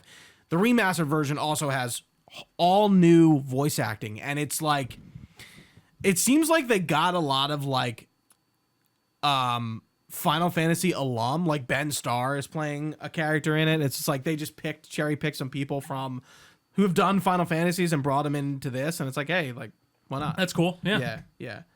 Next up, we have the Mortal Kombat Legacy Collection. It is a big collection of your classic MK games, including some Game Boy Advance games, which I think is really interesting. Cool, yeah. I'm kind of surprised we haven't gotten this sooner. I mean, I know we just got the Street Fighter collection, and I'm just like, why wouldn't it make sense to do this for Mortal Kombat? But you're getting like, so this is Digital Eclipse and NetherRealm collaboration, so it's not like a full NetherRealm game. You get three, like, for example, 6, right? What, you get like for 8? Mortal Kombat 1, you get the arcade version, the SNES version, the Genesis version, the Game Boy version, and the Game Gear version. I didn't realize like that. That's extensive. Like, yeah, that is. That's cool from a accessibility and game preservation standpoint, that you can play. Like, you're going to be able to play the Sega Game Gear version of Mortal Kombat 1 on your fucking 4K TV. Well, and that was back when like games on different platforms were somewhat different. Yeah. So like, that's interesting. Would you get this? I know we've been really critical of NetherRealm lately, but I don't think this really does anything for me. If it was like $10 on sale one day, hell yeah. Yeah, you pick it up and you put like an hour into it. And then I'd have it forever. But no, would I probably like run out to buy this new? Probably not. Yeah. Speaking of fighting games, Sony showed off Project Defiant. This is a PlayStation branded fight stick controller. Pretty interesting. Surprised me too. Me and Trio are not big fighters or fighting game players, but the fighting game genre is huge. And, if you're doing tournaments or you're really serious about it, you probably have a fight stick. And it's pretty interesting that Sony and Xbox have not capitalized on that market. So I think it's a pretty interesting idea for Sony to they own Evo, right? So they're really invested in this market and in this player base. So it makes sense they would support them with their own controller. And I'm curious if it's going to be like, are we going to buy the Project Defiant, this fight stick from Sony, or are we still going to use the third party stuff? Right. What do you think? Yeah, I don't know. I think it's a great, avenue just to expand their reach, but It's funny. I just didn't realize they sell well enough to really make it, honestly. That shows me how big that market is, if anything. Right. Yeah. So it's cool. I think it's a great idea. They're expanding into a market that they haven't before. It's good. It's a Right. good idea. Yeah. Next up, we have Metal Gear Solid Delta. Not going to talk about this too well. I honestly Maybe didn't we really will. watch anything on it. It's we've seen this game, Right. we played this game, we Yeah. kind of know what it is. We saw more gameplay than we have before, but it's nothing crazy. We saw more of the Snake versus Monkey mini game, which is going to be in the PlayStation and the Steam version of the game, and then the Xbox version has a Bomberman mini game. Oh, that's so kinda Snake cool. versus Monkey was in the original, but they took it out because of rights and things with like the re-releases and the Master Collection. And then they teased what looked like Metal Gear Online returning, which was an online portion that came out with basically the director's cut of MGS3, the subsistence version of it. And they're doing that again, but it's not MGO. We'll get to that later. Do you have anything? No. No. Look, I didn't watch anything because I'm just locked in on that. There Sure, are you're certain getting things it, here where right. I'm like, I don't want to see any I more. wonder how we're going to review that. I guess we can review it like any other game. Yeah, I think it'll just be a regular review. Right. Yeah. Neo 3. It was revealed with the 2026 release date. Not really into Neo. This is a Team Ninja game. Here's our Japanese samurai feudal Japan stuff that I'm just like, ugh. I will say I'm not this really. looks like Onimusha 2 as well. Like They whoa. did look like they were doing somewhat interesting things with the characters and like how different some of the combat styles can be, and looked like some stealth maybe, but I don't know. I agree. I think it kind of fades into the back for me overall. Yeah. Something that's definitely not fading into the back. Thief VR, Legacy of Shadow. This is a sequel to Thief from, I don't think it's 2013. I may have been wrong with that. 2014? Yeah, something like that. Sequel to the Thief game that, game of the decade, as Trio will say. Yeah. This is a PSVR 2 title launching this year. What do you think? I mean, I like to see Thief, genuinely, all jokes aside, I like to see Thief getting a little bit of love. As soon as I said the city, I was like, oh my God, it's fucking Thief. I was like, it's fucking back. And the same guy who played Garrett is back. He's back. I mean, that's a game I strongly, like we joke about all the time. I strongly stand by that, like, it's a solid 7.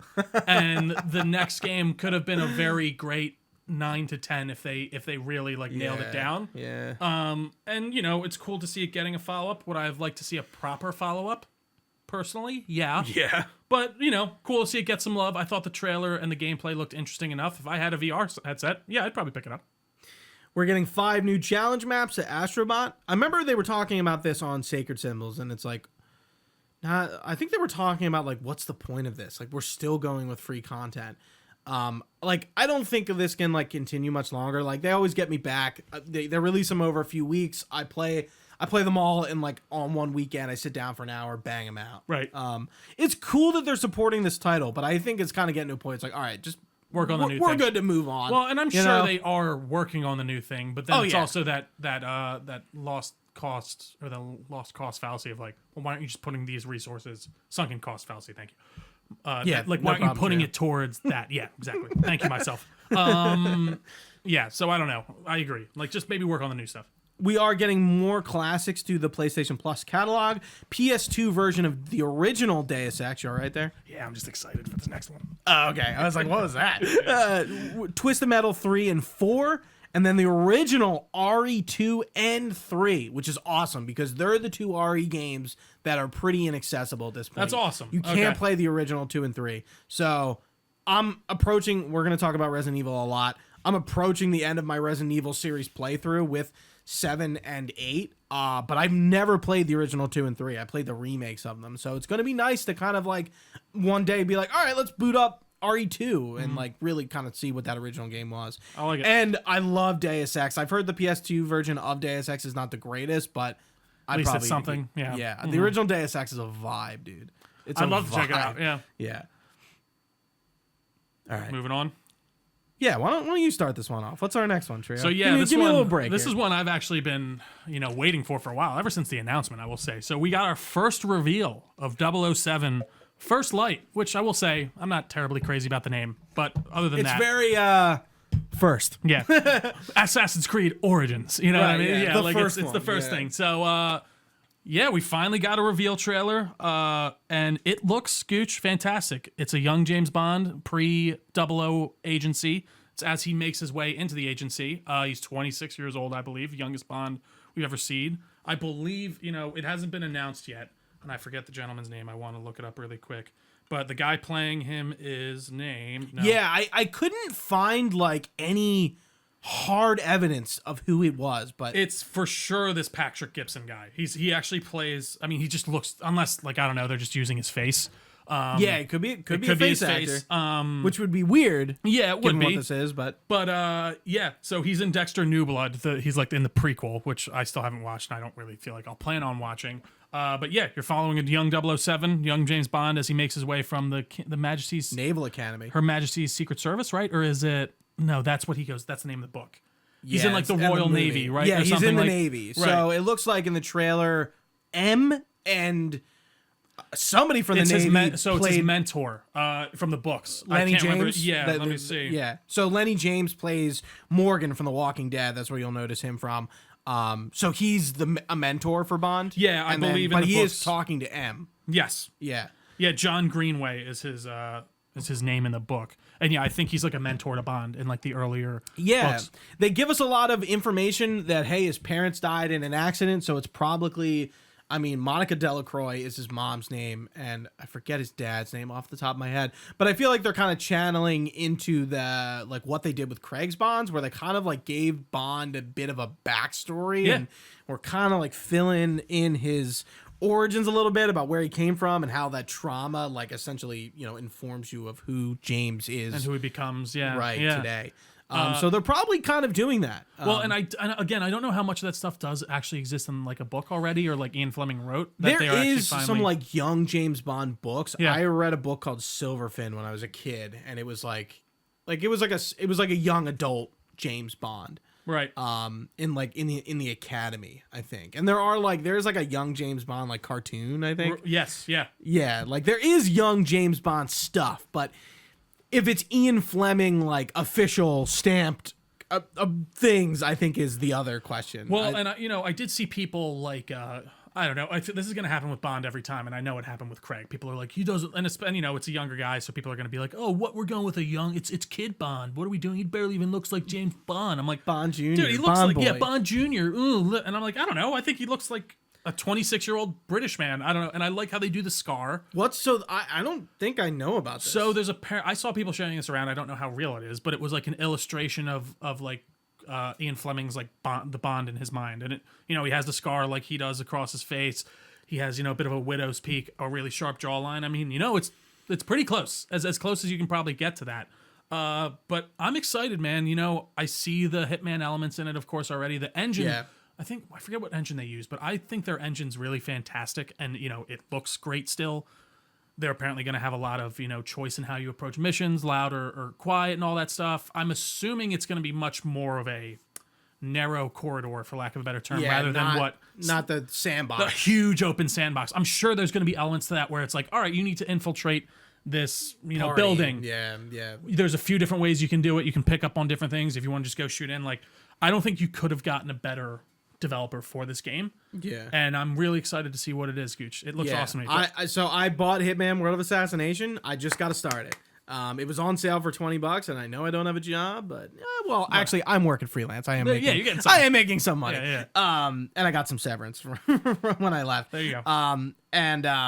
So I'm I think that's gonna be my summer game. I know we're into summer a little bit, but I do want to start it up and get to it soon. I think after I beat Expedition 33, I'll probably start it. And it's weird because it's not gonna. It's funny depending on how you play it. It's not going to be the longest game ever. I'm going to go. I'm playing all three. No, I know. And that's even still, if you just played it's still going to be a good chunk of time. Don't get me wrong. But say you literally just played each mission once all the way through. There's probably 9. I'm trying to think of how long that would take you. It would probably be a good 20, 23 hours, something like that. That's actually but nice you can make that even I got to get all the achievements. I was going to say, but if you want to actually, see everything in a map and do all the different assassinations and all that stuff, it's exponentially longer than that. Yeah. So yeah. I think you're going to have a good time. Yeah, I'm really excited. Yeah, and this looks great. This game looks awesome. Next year, too. We do see Moneypenny and Q. You know, I'm really looking There forward. was a laser at one point in the trailer. Yeah, I'm looking forward to what IOI does with Bond as an IP, and as you know, as they continue to make these games, because I want to grow with this Bond. It's true, and you know what's funny, man? They were making Bond games like pretty regularly until the Craig stuff, and there was that one in the last middle game. of the Craig stuff. Yeah, like, and then they just Quantum of stopped. Solace, they stopped. Yeah, and I don't know. There's an old Octopussy game that is like very good. I remember from like when I was in game, or I was like on GameCube or something, and I want to find it, and I'm like, did I make this up? But no, it existed, and it's like Sean Connery's Bond and stuff like that. Are you not? I think of From Russia with Love. Oh, that's what I'm thinking. Not Octopussy. Yeah, I never it is played From that Russia one. with Love. It's awesome from what I remember. I played Nightfire, Agent Under Fire, Everything or Nothing, which I think is, if you play Everything or Nothing, is where it goes from first person to third. And it's Craig, it's Willem Dafoe, or not Craig, it's Brosnan, it's Willem Dafoe as the villain. Like it's like an original thing, and it's I mean, they're all original. Well, but there was like one, it's really good. The last one that they did was like a weird anthology one where it was Daniel Craig's Bond going through all these different missions from other Bonds. Yeah, was it Bloodstone? Something Blood? like that. Yeah. Like what's his name? Not Jaws. Who's the guy with the metal mouth? Jaws. Yeah, it is Jaws. Yeah, he's in that, and like you fight him in one of the missions and all that. Yeah, that's like the last one. But IOI, man, let's see it. I can't wait. Ghosts of Yote got a tease for a State of Play in July. I didn't need to hear this. You could have ended the show. Our next State of Play is going to be July, and it's all about Ghosts of Yote. Right. Yeah. I didn't need to see another feudal Japanese game and like be teased for 2 seconds to tell me see you in July. I didn't need that. Right. Just put it out in a press release. I agree. Right. Or be just more like, again, like I just said, like at the end of the showcase, hey, we'll see you in July for this. Exactly. Yeah. We did end the show with Marvel Toku? Fighting Souls? Yeah, that's how I would. So this is a Marvel versus Capcom-like fighting game in a very Japanese art style. It's a 4v4 tag team fighter with characters like Captain America, Iron Man, Ms. Marvel, Star-Lord, Robbie Reyes, Ghost Rider, Storm, Doctor Doom, Spider-Man, and more. I'm really interested in this game. Looks cool. Yeah, I did not, like, at first I was like, holy shit. Marvel vs. Capcom. Right, we're getting a Marvel vs. Capcom game, which would have been insane because Capcom has a lot going on in terms of new games between Requiem and Pragmata. Right. But no, it's Arc System Works, which are the creators of what fighting game series? Trio. Arc System Works makes is it River City Girls? I think. Classic. Guilty Gear, Dragon Ball Fighter Z. They make a lot of fighting games and they're good at it. That's really what they're known for.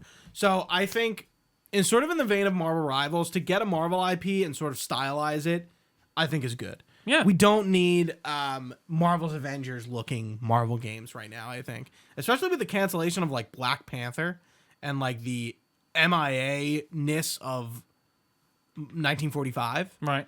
Like these stylized Marvel games seem to be hitting. For sure, and I do think it's a bit of an easier tackling, and I don't know. I think you can make like a realistic stylized Avengers. Just go a bit more different. My major issues with that Avengers game was like they were just like very slightly off carbon copies of what we see in the movie. Right, Like go a totally different way. Store Captain America. Right, exactly. So it's tough, but it looks great. I think it looks awesome too. I don't know if I'll pick it up, but it's intrigued me at the very least, and I love the art style. I think everyone looks great. Doom's got a gun. Love it. He does have a gun. Yeah. So next up, we are heading into Summer Games Fest, which was aired on June 6th, that Friday. Again, we are not covering everything. There is a lot here, but I excluded a shit ton. So if you were into a game that we're not talking about, love to hear you from the comments. If you're over on Spotify, you can actually comment on Spotify now. Oh, I didn't know that. Yeah. And if you're listening on a podcast service of your choice, please be sure to review. Let us know. Join our Discord. Like us on Facebook. Whatever the fuck. All the good stuff. We appreciate it. Mortal Shell 2. I don't know if you remember this. This was like a Souls-like game from a few years. Oh, it was because it was free on like Game Pass or something. I didn't finish it. Okay. I got like pretty deep into it, and it was pretty cool from what I remember. This was from 2020 sequel, and it's coming out in 2026. So are you gonna pick up Mortal Shell 2? Probably not. Maybe I'll play if it's free, but like I said, I played the first one. It was on Game Pass. I think I got like a couple hours into it. And I was like, this is interesting. But then I just stopped. Yeah, So, it is nice to see like a different take on a genre that From dominates. yeah, and the mechanic of like the different Like Lies of P, yeah, which and the we're talking mechanic about. of using the different shells that you can use. That's interesting. Like you can swap between like a lighter attacking type of person to a more heavy stance individual. So I thought that was interesting, and there's obviously way more gradation to that. Next up, we have Death Stranding 2 on the beach. Kojima came out because he has to. And we got a cutscene that we've seen in the trailers already of Neil and Lucy. And all that we really see from this is that they have some sort of past. We'll keep it at there because Trio doesn't want to get spoiled. Death Stranding 2 is just a few weeks away. 2 weeks. And I'm really excited. Crazy shit. Yeah. Yeah. Sonic Racing Cross Worlds. This is a Sonic Sega racer, essentially. We're going to get all our Sonic characters, of course, but we're also getting Joker, Hatsune Miku, Steve from Minecraft, and Ichiban from Yakuza as extra fighters. This Like is a Joker is in like the No, Joker? no. I was gonna Joker say. from Persona. Okay. I was like, Sorry. what? Yeah. It's going to be crossplay. The dev made sure to call Nintendo out on that and That's be like, funny. this is a crossplay game. Have fun. And it's coming out September 25th. I think racer games that aren't Mario Kart really have an opportunity. There's another party game that we're going to talk about that they have an opportunity to come in and really make an impact because there aren't a lot of those games because Nintendo dominates the field so it's much. funny. You think someone would have by now. There are You know a what few. I mean? Yeah, but Crash like- Team but they Racing. We don't, got like- the Nickelodeon one. They don't right. hit that same tier, that like not not necessarily in quality. I'm sure quality wise they're great, but it's just like known as a known quantity. Do you want me to go to the next one? I feel bad. you You're want talking to- a whole. you Yeah, want to I don't talk about mind. Code Vein? Sure. If you ever want me to hop in, just let me know because Yeah, I know go talking for a it. lot. You can hop Talking a in. lot's fine. Yeah. Or it can get I'm a getting little hard. I'm getting a little hoarse. A little horse, yeah. So yeah, next up we got Code Vein 2 with a 2026 announcement, right? An anime Souls-like that was announced in 2019. Is that what you're saying? There? Not the original. The Code Vein 1 I is see. from 2019. I see, gotcha. So yeah, I actually did watch the trailer on this. It looked interesting enough to me, but like I don't Again, anime Souls-like. know. Yeah, there's not much. It's a different flavor of Souls-like. It's probably gonna be fine. Yeah.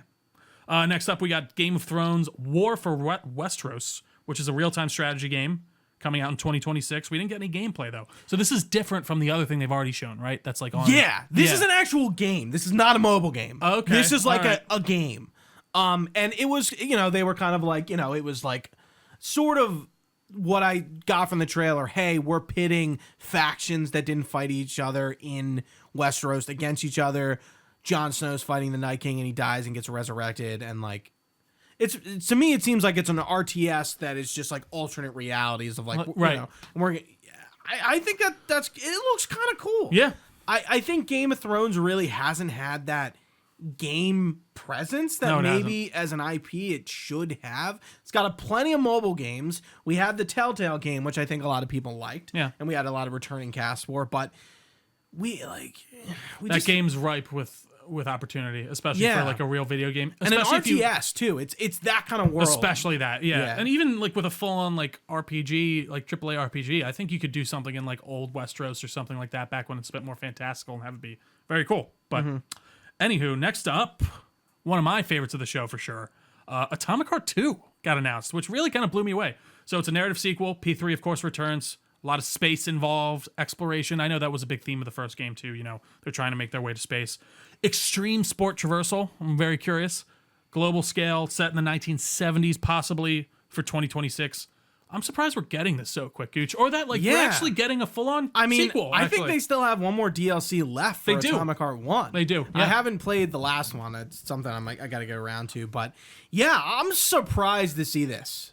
Like genuinely, especially like we're leading off from Atomic Heart 1 and we're playing as P3 again, and it's we're jumping off from that story point. Yeah. And I'm really curious to see what all this means, like with the traversal and how big the scale Yeah, is. like and he's even like the trailer using was like a glider. Yeah. I was The just like, this game trailer- looks ambitious. It looks cool, but yeah, I'm like, how does all this like feed into the gameplay, and how does this actually look? Yeah, so we, I'm very we curious. get gameplay, but like we don't really hear much besides like narration. Like we don't really hear P3. We see him. And we hear him. I think you hear him like once he says something to him, but yeah, I'm curious to see where they go. It's obviously the ending where you don't go in and face what's his name? The big bad guy from the first game, like your boss. Because there's two options at the end of that game where you can choose to go away. And I think the canon is that how you're reading it? I thought that was the canon ending. That's how it's coming from all of these. Maybe I didn't know that. Even with like the DLC, have you played the DLCs at all? Yes. Like that first DLC, the way it leads off, it seems as if like it's from the ending where you pull out Charles and like you don't go and fight Sokolov or whatever. Yeah. So I think that's the way that they're going. Sechenov. Yeah. Thank I was you. like trying to think. I was like, it's not it. That's from Metal Gear. I but think we've can't done wait. that before. We definitely have. I can't wait. I think Atomic Heart 2 doesn't get all the love it deserves. I always see this. Thank you. One gets a little bit of hate in some regards, in the way of like I think the main character, which I think it's a bit fair early on, and I've said this before. Trio. He is a bit like little, like a little annoying, but I do think once you get deeper into that game, like an hour in, that all stops, and he actually has like a moment with his glove where he's like, "Yeah, I'm kind of being a jerk, like an annoying jerk. I'll stop," and he has a moment. I'll stop being annoying. Yeah, I'll stop being annoying now. So I can't wait. Really can't wait. Next up, also in the Atomic Heart universe, right? Yeah. The Cube. This was insane. I was like, what's happening? Yeah, so an MMORPG shooter taking place in the Atomic Verse, if you will. The game combines unique world building and intriguing narrative, constant progression, and exciting quests. It features a dynamic world full of memorable characters, diverse biomes, and tons of enemies, including powerful bosses. So yeah, I don't know what that is. Again, leaning fully. I don't know why Munfish wants to do this. Right, I agree. MMORPG, that's it's ambitious. Putting an MMO genre on any game nowadays, I think, is dangerous. You're playing with fire. We haven't had an MMOs are like not really a thing anymore. That genre has very much changed into and evolved into things like Destiny. Right. We don't have stereotypical MMOs anymore. I mean, WoW still exists, Guild Wars 2. Of course. ESO, like the mainstays are there, but like new MMOs like are not really a thing, and they don't really seem to be as successful as they once were. So I think doing this kind of thing seems really ambitious and really odd. And it could go one of two ways, and one of them is not very good. So yeah, I completely agree. I'd almost rather them just focus on Atomic Heart 2. Right. Just not really be worrying about this personally, but we'll see. Next up, you want me to keep going? Yeah, no problem. We got Marvel Cosmic Invasion.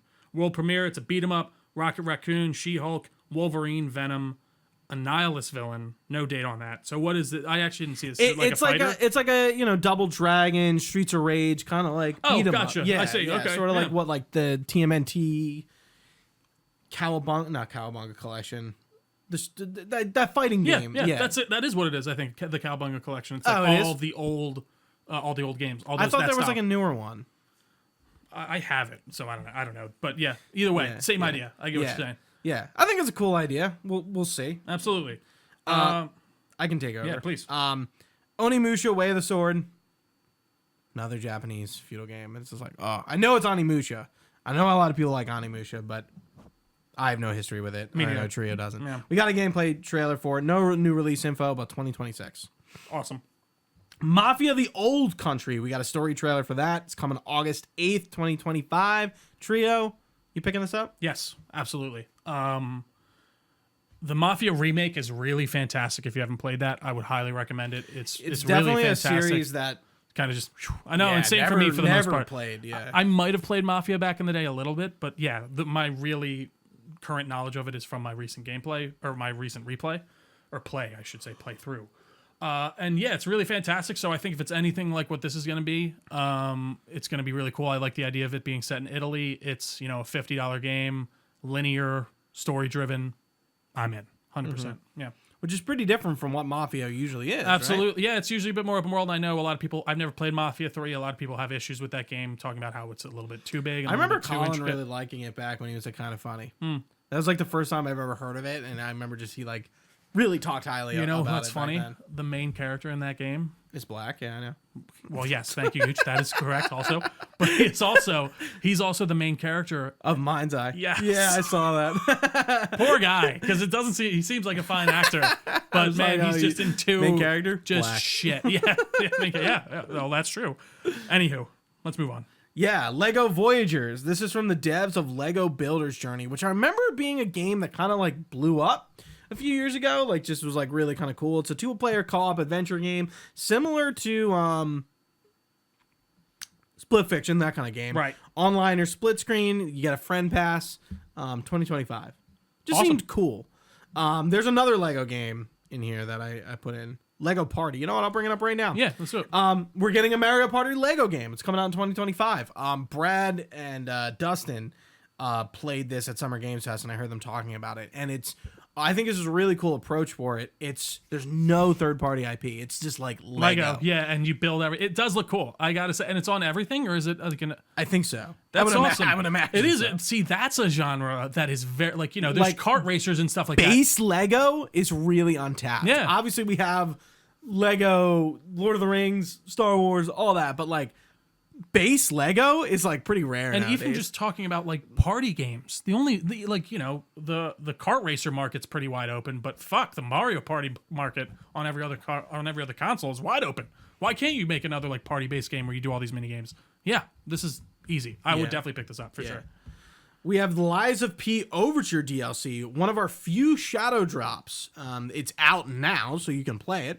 The tagline goes like this: they're waiting in the dark, now they rise. Face fierce new bosses and carve your path through the shadow of Krat's history. It's got a winter cold aesthetic, I noticed, but I got mostly through Lies of P. I hit my regular skill ceiling, but that's okay, Gooch, because now there's apparently a difficulty system in it. Really? Yeah, they added a difficulty set. I'm looking forward to getting around to this. I'm definitely going to play it at some point, but it's cool that like I was kind of waiting for the DLC to come out. Now I can go in and kind of do everything at the same time. Yeah, no, I mean, I fucking loved the game when I played it. Again, I just hit my skill ceiling and I couldn't beat a boss and I put it down. So honestly, with the skill or with the new difficulty levels, I might go back and I might just, turn it down a little bit and fucking finish the game. Because it's a cool game and it plays very well. Yeah.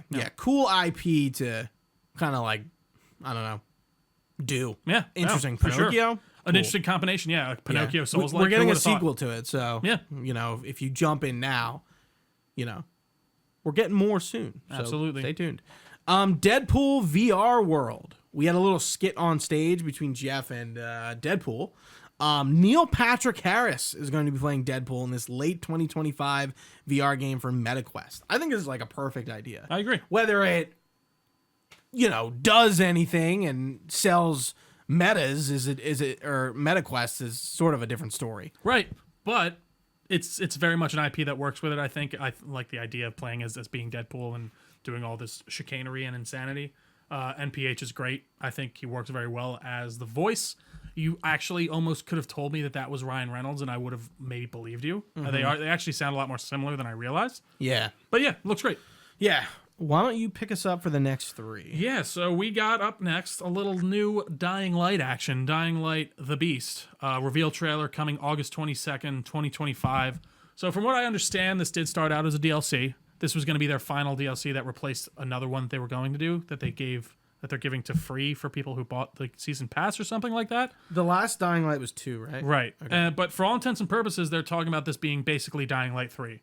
And you play as the character from Dying Light 2 after a series of experiments that kind of give him seemingly abilities of some kind. He's been mixed with the Haran virus in some way.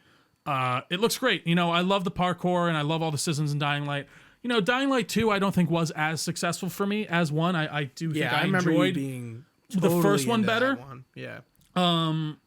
But they did seem to add a lot to it still. They're still kind of expanding on that in this new game. It looks interesting. I think that they can really kind of drive something cool home, and I'm excited to play as this. I'm forgetting his name, the character's name. But, I liked his whole story throughout the first game, and I'm curious to see where they take it. So, yeah, looks cool. Would you rather them approach the DLC like this and make it a game, or would you rather have it a DLC? It does seem kind of like, is it like 2.5, or is it really 3? It seems like it started as 2.5, and then they were like, you know what, this is going to be just our full-on next game. Right. And I'm hoping it's that. And, I would rather them just put all their effort into it and give us the best thing that they think they want to give us in the way of, like, a full story. So, yeah, I'm excited. I think it's the right way to go, for sure. Next up, we got Scott Pilgrim EX, a retro-inspired beat-em-up, 7 playable characters coming out in 2026. Similar vein as I assume, like those TMNT games we were talking about and stuff like that. Yeah. Running down the street. Scott Pilgrim, I think, is an IP that was really popular at one time and then fell off really hard. I still think it obviously has its lovers. It's kind of trying to come back in a way, and maybe this game will. They did the animated series recently too. Yeah, that was with the full cast too from the movie, which is funny. Yeah, that's sort of what I was referring to too, with that coming out, that anime or animated series. Right. Yeah. And then next up, we got a new Hitman reveal, a new elusive target, if you will. Lashif will be making his way to the game. He is reprising his role and on stage. Mads Mikkelsen is reprising his role and was on stage talking about it. I see. Got it. Yeah, that sounds cute. Sure, I was reading my notes. Yeah, it's all right. So that's actually cool. I didn't realize he was on stage talking about it too. Yeah, but, and he seemed really into it. I mean, it's cool that he, aside from Death Stranding, is kind of coming back to the game world. I'm sure he's seen the new game too, the new Bond game. I'm sure they were like, yeah, come in and check it out. Like, you're fucking Lashif. Are you kidding me? Yeah. He seemed really into it. It seemed very genuine. He's like, he is right. That character started his mainstream career. That's interesting. Sure. That was the first time I knew of him. Yeah, I agree. For sure. Yeah. Huh. And then, we got to Lego Party, of course. But then for the final reveal, which was a bit of a tricky poo, which I kind of appreciate. We had a few moments where Capcom came on.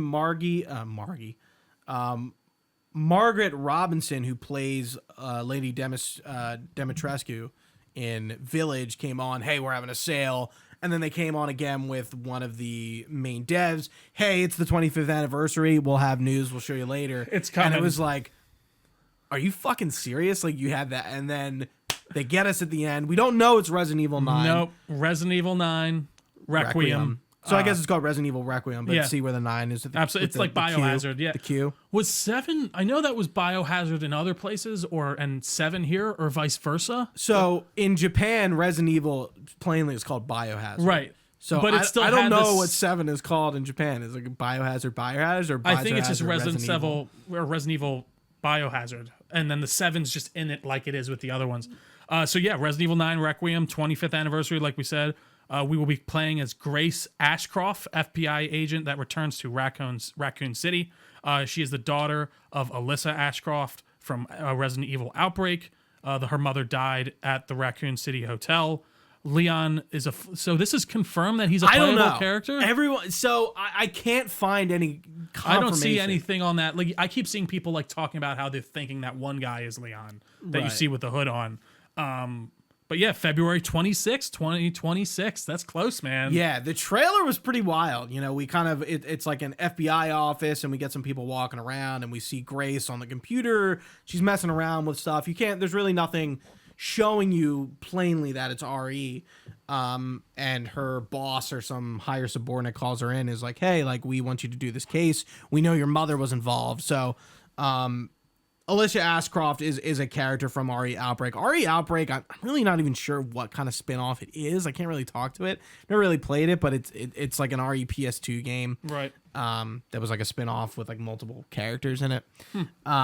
Yeah, so she's dead, apparently, and she died in a hotel that she's looking into, and I think this hotel is in Raccoon City. And the way we know it's in Raccoon City, the way we know it's RE is like we're seeing shots of Raccoon City. We see where the missile hit the city, and it's like, destroyed, and then we get the shot of the police station. Say that was the and then we go inside, and I was like, wow. Whoa. I was like, holy shit. We're going back to Raccoon City, man. I'll always take more Resident Evil, man. 100%. Yeah. I did I had RE Village before, but I bought Village physically. So I bought the gold versions of Village and Biohazard. Awesome. So I'm ready to go. I don't know. I want to replay Biohazard. It's been a while. Yeah. I'm really excited for this. This would be the first RE game, main series game that I get at launch. I got like the 3 I got at launch, and 4, but like 2 I got later. So I'm really looking forward to jumping in. But that was a hell of a game to end on. I agree. Yeah, I think a lot of people were thinking like we were gonna get either the Code Veronica remake or maybe a 0 remake, but where's 5 Gooch? Yeah, that too. I'm excited for this. This looks cool. It's interesting that they're doing another new protagonist instead of going back to a character we've played as before, like sort of like they did with Ethan Winters, but we know that story ended with Village. That's true. Yeah, that's a good point. I'm curious. And even not really continuing with Rose either. Like, I'm not really sure where that DLC leaves off. I'm trying to remember too. I can't remember. I don't know if I played the Did Village. you play it? I don't know if I did play the Village DLCs. I don't think I've gotten back to it yet. It's got to be on the list. Anywho, it looks fantastic, and I can't wait for more Resident Evil. Next up, we have the Xbox Games Showcase that happened on June 8th, about a week ago, actually. Trio, you want to tee us off? Sure thing. So we started a lot out. of golf puns today. A lot of Yeah, absolutely. Sorry. So we started out with a little Outerworlds 2 gameplay trailer with the direct coming later. I got to say they're turning me around on my thoughts on this so far. I think So you thought it was kind of middling, right? right when I first was like seeing stuff, I'm like, what's going on? Like, I don't know. It looks like more Outerworlds and stuff like that. But you know, they seem to be putting a lot more thought into it than I initially thought. And not that they're not a good studio that wouldn't put thought into it, but it just seems like they're taking a few more risks than I thought, diving deeper into the mechanics that I liked. And, you know, exploring the world in a more deeper and interesting way that I, care about. I do care about this setting. I think it's an interesting setting. I like the ideas that they go with. So I'm curious. I think it looks great. What about you? Yeah. It definitely looks like Outer Worlds 2. For sure. Yeah. It's kind of hard to argue with it. I don't know if I'm like really amped about it. Yeah. I'm gonna get it. I'm gonna play it. I think the direct kind of won me over when they were talking about, I guess, what they're changing and how they're kind of doing things a bit better. So I guess we'll wait to talk more specifics then. But I did like what I saw. It definitely looks visually better, and I think the gameplay also looks better. Yeah. And I do think they're diving in more deeply into like mechanics and fleshing things out in ways that I appreciate. So Right. yeah, I'm curious. Before you move on, Obsidian this year. Wow. A lot going Their on. output is nuts. Yeah. Grounded 2 is coming out. Outer Worlds 2. And then they announced something else, right? I think. Trying to look. And then there was, of course, why am I forgetting the name? Avowed this year. Yeah, of right. course, Okay, yeah. so that was what I was missing. 3 big games from them. Varying success. So I'm curious. So that's the other True. thing. So I'm. True. Yeah, it's good output, Facts. but is the output like amazing? Maybe. You We'll see. played Grounded, right? I did. So I played a little bit. maybe we'll talk about that. Yeah, when we get to Grounded it was cool. Yeah, we'll get into it. it. Yeah. Residence, we're going next, right? No, High on Oh, Life. sorry. So next up, we got High on Life 2. This was just a reveal trailer, right? I actually don't think I watched this trailer. Winter 2025. I did play High on Life 1, which I enjoyed. I thought the humor's fun. It's very much in that Rick and Morty vein, Right. for sure. Your gun's talking to you the whole time, make some funny jokes. I appreciate. Yeah, I'll play this for sure. What about you? You didn't play the first one, right? Yeah, I've always wanted to watch Rick and Morty Trio. Yeah, what was funny? I was on a bachelor party a week before this, and friend of the show, Austin Keith, not really much of a gamer anymore, but he was talking about how he was like, oh yeah, like I loved High on Life. Like I think that's a game that really appeals to non-gamers For sure, and fans of we'll just get- Rick and Morty right, and we'll stuff get like that. Yeah. Casuals to invest. Right. So I think a sequel for this. I think the first one was received very well and did very well. So Right. it makes sense we're seeing another. No, for sure. I agree. Next up, we got Resonance, A Plague Tale Legacy, a spin-off of A Plague Tale, prequel set 15 years before Innocence, in the mid-14th century, playing as Sophia, played by Anna, Dimitru from Requiem. Yeah. Sophia embarks on a personal journey to Minotaur Island and will reveal the mystery of Macula. 2026. I'm really excited for this. And I'm really not surprised given Requiem's... I'm getting a migraine, Gooch. Let's do it. Okay. Yeah, so Plague Tale Legacy. I think with the success of Requiem, a lot of people liked Sophia on top of Amicia and Hugo. Right. I'm not surprised they're spinning it off and kind of doing her backstory, and then they're going to reveal a little bit about the macula and like what's going on with Plague Tale. But yeah, I'm excited for this. I think it's awesome. Where am I at here? I really want to get to Plague Tale eventually. You didn't play Requiem? No, I didn't. I didn't play the first one either. So I want to awesome. go back through and play I the could whole have thing. sworn you did play it. I think I was gonna start to play it for the review and to try and review it with you, but then I Yeah, just we didn't get to reviewed it it, and stuff yeah. like that. So I'm excited though. I think those games are very cool and I think they're very interesting. I like the setting idea, how we're going back to this more mythical setting, right? Does that seem to be the case? or is it like when's the setting again? Yeah, so it's the same time period. It's just 15 years before. Oh, gotcha. So, but okay. Minotaur Island is on Minos, like King Minos. Like Gotcha, it's an island in Greece. Got it. And yeah, so I don't know if it's going to be more mythical. I guess that's what they're setting up, that there is a sort of like a mysticism to it. I moved your mic a little bit. Thank you. Yeah. So we'll see what it ends up being. I'm curious if it's going to be like how the gameplay is going to be different, because like that Hugo Amicia sort of gameplay scheme where you're like playing as two people, and you know it's not like a typical action game. Like if that will change a little bit with this, since like Sophia's kind of like a pirate right kind of character. So yeah, I'm looking forward to that. I am too. I'm curious to see where they take it for sure. Next up, we have the reveal of the Xbox ROG Ally and Ally X. So there are two models. Right. It's a Windows 11 handheld, sort of like the ROG Ally that we've had. Mm-hmm. The Ally X is the top of the line model, supporting an AMD Ryzen AI. Oh my God, I'm not going to read all this. It's okay. It's tough. Yeah. Okay. No, I'm going to try. Z2 Extreme APU, 24 gigs of RAM, and 1 terabyte SSD powered by an 80-watt battery. The base level Ally rocks a Ryzen Z2A chip, 16 gigs of RAM, and a 512 gig SSD with a 60-watt battery. Both use the same 7-inch screen, which is a 1080p 1920 by 1080 resolution IPS display with 120 hertz refresh rate, and is capable of VRR, which is variable refresh rate, and FreeSync to reduce screen tearing and performance when performance fluctuates. Nothing has been shared on the battery life, and it's still being tested and fine-tuned. This has native integration with Steam and Game Pass. I mean, it's like it is an Xbox handheld, but it's not at the same time. But it's not a proprietary handheld. So, yeah, Right. and I believe it's like, so from what I was understanding when I was listening to Digital Foundries on it, they were like, this is very much like a Windows machine, just in a handheld, which is fine, but that also comes, I guess, with the issues that Windows presents, which, I'm not too familiar with, so I can't speak to that. But it's interesting that they really are fully, steaming ahead with these handhelds. They want to get in on that market. It's a growing market. You need to get there, especially with the way that, Xbox is heading and them deciding to be more of a publisher than, I would say, like a console manufacturer. Not that they're getting rid of console manufacturing, but yeah, I think, it's an interesting way for them to go, and I hope it works out, and it seems like it could be something cool, but I don't know. What do you think? Yeah, this seems like something I would buy.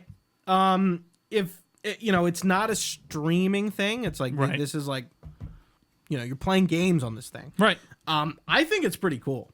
To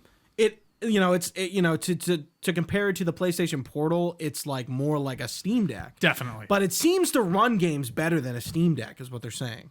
See, so what I was understanding on, like, from the Digital Foundries was that you'll probably get about the same type of output. And even, okay. Steam Decks seem to still have issues with when you're trying to, launch a AAA brand new game, which is unfortunately terribly optimized now in a lot of ways.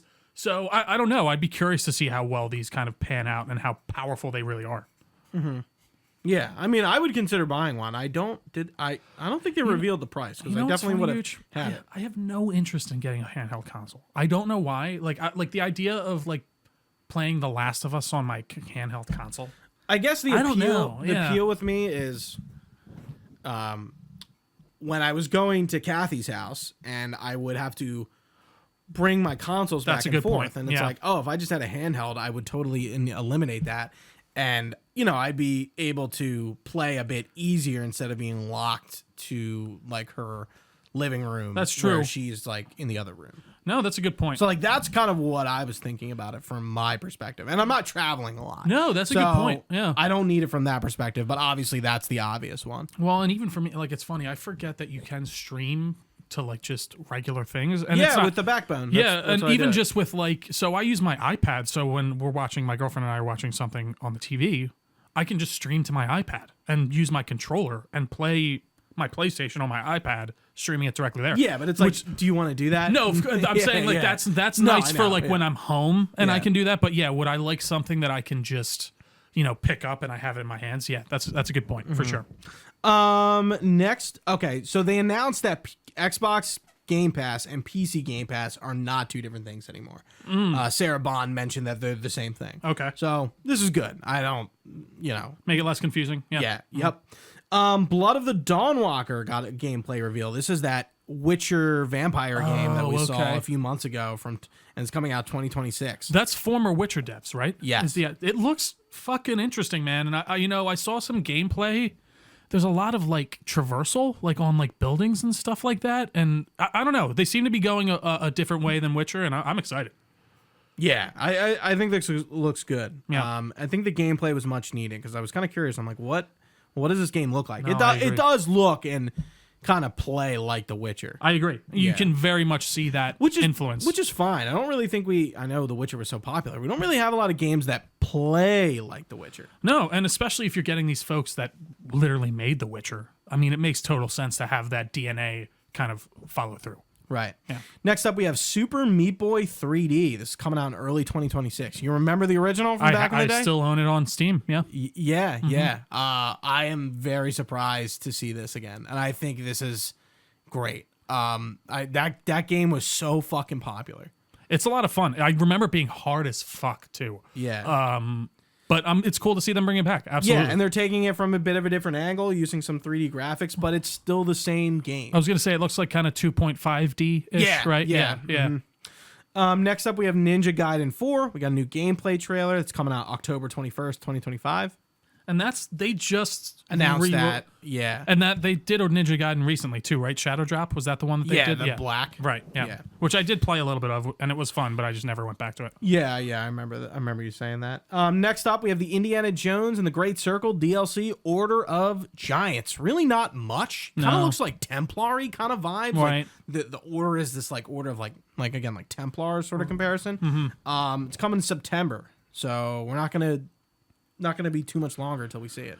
Yeah, I can't wait to get my hands on it. You know me, I fucking love that game. So I'm curious to see what it's like. And it's like all about the Giants, right? What was it called again? Yeah, Order of the Giants. Order of the Giants. Yeah, so more into that lore. Sweet. Which I feel like it was the most interesting part about that game. Totally. Yeah. Next up, we have Clockwork Revolution. We got a really long gameplay and story trailer. This game takes place in 1895 in the city of Avalon, and you play as Morgan Vinette, a customizable member of the Rotten Raw Hooligans, navigating a gritty industrial metropolis. Your adversary is Lady Ironwood, and she's been rewinding history using time travel to benefit the elite and oppress the working class. It's an FPS RPG hybrid. This was really impressive. I was pretty blown away by what we saw here. And I know we've seen it in the past, and it was like, okay, it looks like BioShock Infinite, but now we're really seeing what this game is, and I think it looks incredible. I agree. I love that Clockwork like aesthetic that they're going for. Obviously, the steampunk idea, very much, obviously, as we're saying, those BioShock vibes. I did watch a little bit of the trailer. I meant to like go back and actually watch the full thing. But it looked really cool. A lot of RPG elements, like you're saying, a lot more in-depth mechanics than I actually would have probably expected. So I'm excited for sure. Who was this? Who was doing this again? Oh shit! All right, it's okay if we don't know. I didn't know if it was like a no, like one that we would know about. Hold on, I'll tell you. You're good. And I'm sorry, it's called Clockwork in Exile. In Exile, right? Yeah. Clockwork Revolution, right? Yeah. Yeah, it looks good. What were you about to say? No, that was it. I just was curious as to like who the developer was. Yeah, so In Exile did Wasteland? Okay. Am I wrong? I honestly don't know. The name sounds familiar. Yeah. They've been around for a bit. Brian Fargo, that's an ex-Obsidian guy, I'm pretty confident. Interesting. Okay. No, I don't want to go to their website. I just want to go to the wiki. Oh, Games man. developed... Wasteland 2, Wasteland 3. Yeah. That's a series I've always wanted to play. You can play 2 and 3 on Xbox. Well, 3 came on Xbox, but 2 was I think got ported. But yeah. Moving on, Grounded 2. We were talking about this earlier. It got revealed this summer. It's going to be on Game Preview on July 29th, 2025. So you're really not going to have to wait that long to play it. And I think the first one was on Game Preview as well. For a while, yeah. So we were talking earlier. You played Grounded 1. What do you think about this? What did you think of Grounded 1 as well? I think it's a very cool and interesting idea that I thought was very well executed. I mean, it's like a survival kind of RPG that's basically just Honey, I Shrunk the Kids. And, I think it's a really fun and interesting, premise. And I didn't play as much of it as I would have liked for Grounded 1. I'd actually love to go back to it at some point. But I'm actually just more surprised than anything that they are. Where am I at here? Sorry. I'm more surprised than anything that they are doing a new one so quickly, I guess. Or at least it feels so quickly. Maybe it's not, but I'm curious to see what they do, for sure. Yeah, they kind of ended support for that, and I was like, okay, makes sense. I mean, I don't know how long you're going to support this game. I feel like it had a good audience, and it received pretty well, but unlike Sea of Thieves, things do have to come to an end at some point. For sure. By the way, excluded the 76 and the Sea of Thieves and the ESO stuff that they have to do every year. I'm like, what are we doing here? Yeah, that's just again, it's regular things that will always happen. So it's like, who cares? Right. Yeah. I'm not really interested in this, but Obsidian has a lot going on. They do. What's Josh Sawyer up to? Where's he? Which one's Josh Sawyer again? Josh Sawyer is was one of the leads behind New Vegas. Oh, and right. he did Pentiment. Okay. So he's doing something. Well, I think he moved to Outerworlds after they finished up Pentiment. I feel like I remember him saying that in an interview or something. Like that was his then main project after. But I could be wrong. Yeah, but probably in a manager-producer kind of role. Oh, definitely not as heavily involved in that way, but still, I don't know. I'd be curious as to what his major next project is for sure. Yeah. Next up, we have Chronos: The New Dawn. This is Bloober's original IP, the one they're doing after Silent Hill 2 remake. Right. You play as the mysterious traveler, an agent of the secretive collective sent to the past to rescue key individuals before a cataclysmic event known as the Change decimates humanity. Third-person horror game, fall 2025. I never watched the original trailer for this. I kind of just didn't. Yeah. And I was like, but this really got me interested. It kind of has this cool. Bioshocky Dead Space kind of feel to it. Yeah, a little bit of it or the thing in there and stuff like that with the way that the monsters merge and it's like this biomass. I am very in on this. Blooper really won me over with Silent Hill remake. I think they did a phenomenal job. I'm curious to see what they can do. Their vibes are immaculate. Even in the medium, I played a little bit when it first came out. They got that style of it down. Silent Hill, I think, showed that they can do narrative well, even if it's, already done narrative technically. So I hope that this is great. I think it is going to be very interesting. I think the design's great. He looks very Big Daddy-ish, like you mentioned. So, yeah, I'm curious to see what comes of it. Mm-hmm. Next up, Tony Hawk's Pro Skater 3+4. Tony Hawk was on camera to reveal this trailer. We got gameplay. We knew Bam Margera, a fellow, not Delaware County, but he's a Westchesterian. Westchester County native. Yeah. He's returning. We got to see him in game. There's That's new cool. parks, music, and new skaters on top of the returning content. We're going to be able to play as the TMNT as well as the Doom guy. And this is July 11th, so this is right around the corner. I kind of wish I was more into these games because I kind of see them and get nostalgic, but I never really played Tony Hawk on my own. I played it at people's houses. Yeah, they were good. I was never very great at them. And even I have Tony Hawk 1 and 2, the remakes or whatever, the remasters. And they're fun. I mean, they put a lot of time and effort into them, and they still feel like they play like they originally did. But yeah, beyond that, it's not really my hugest bag for sure. Mm-hmm. Next up, we got a trailer for Gears of War Reloaded, which we know was coming. It's just a little gameplay, and we are getting a cross-platform beta that has already started. This whole thing just... The beta is so odd to me. It's so disappointing because I'm like, why are we doing a beta for a game that's come out twice? It doesn't make any sense at all. Is it the cross-play functionality? That's my only guess. I'm just sitting here and I'm just like, why? Why? It's almost like an early access thing, where it's come on and play for a little. I don't get it. I don't. I'm really kind of the more I see of this, the more angry I get.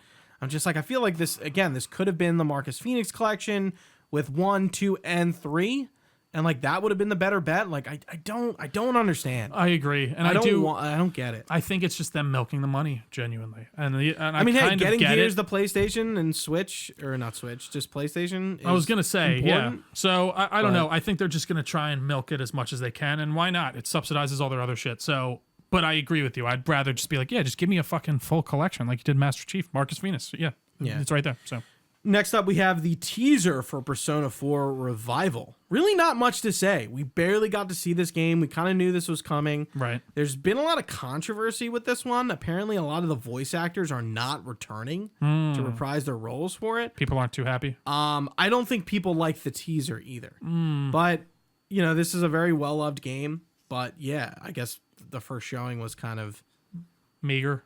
Mid, as the kids would say. Next up, we have Invincible versus an MK-like fighter in the Invincible universe. The show voice cast is also involved, and this is in later 2026. What did you think about this? It didn't really make me feel anything. Yeah. If I'm honest, just because it's just another... like, I think fighters are popular for sure, and, like, I'm sure it will find its audience. But I just would have rathered a proper Invincible game, personally. But I don't know. What about you? Yeah, I would agree. It didn't do anything. It's just me. not something. I feel like it should have. I wasn't really expecting that either. That to be the angle. I really was expecting it to be more of like a traditional kind of, I don't know, action game of some kind. I think it fits well. Obviously, like you making that into a fighter, you have all these different characters. Yeah, it makes so sense. that works in that regard. But yeah, it's not necessarily what I was looking for out of an Invincible game, personally. Mm-hmm. Next up, we have Final Fantasy VII Remake, which is coming to Xbox finally in winter 2025. And 16 was shadow dropped. So 16 is out on Xbox. Final Fantasy VII Remake, winter 2025. Bing, bang, boom. Yeah. Any other comments? Not really. Okay. No. Keeper. Double Fine's new game finally revealed. They've been pretty radio silent since Psychonauts 2. You play as a sentient mobile lighthouse that awakens from centuries of dormancy on a mysterious post-human island. Your companion is a curious seabird, and together you combat encroaching tendrils of corruption and explore the world's strange mysteries. October 17th, 2025. What do you think? Sounds cool. I don't really have a ton to say beyond that. Honestly, what about you? What do you think? Yeah. I don't know if this does anything for me. Right. I never played Psychonauts 2. Did you? I know I played it a little bit, but I never finished it. Yeah. I've heard nothing but good things. Like, Double Fine is a quantity, but not really my quantity. Well, and that was in development for a while. Psychonauts 2? Yeah. Yeah. Yeah. So long time. That was a big release for them. Right. Yeah. And I kind of forgot about them. I'm like, oh yeah. Yeah, they were around. Tim Schafer and Double Fine up right. to. Yeah. Two more. So Phil Spencer came out right at the end of the show, and he says, 25 years of Xbox, we're going to be maybe getting something for that. That's next year. And we will be getting Gears E-Day, Fable, Forza, and the return of a classic that has been with us since the beginning in 2026. Love it. Is that your stomach? It might have been. Oh my God, that was loud. I'm sorry. No, that was okay. It definitely was my stomach. I just I'm not even that hungry, which is funny. Yeah, so I guess it's good we're finally getting dates on, especially Fable and E-Day. I agree. I mean, E-Day's only been around for a year. Right. But what do you think that classic could be? I don't know. Some Honestly. people were kind of speculating it's the Halo Combat Evolved remake. Huh. And I'm like, no. They wouldn't announce it like that. I agree. It would be more gravitas than that.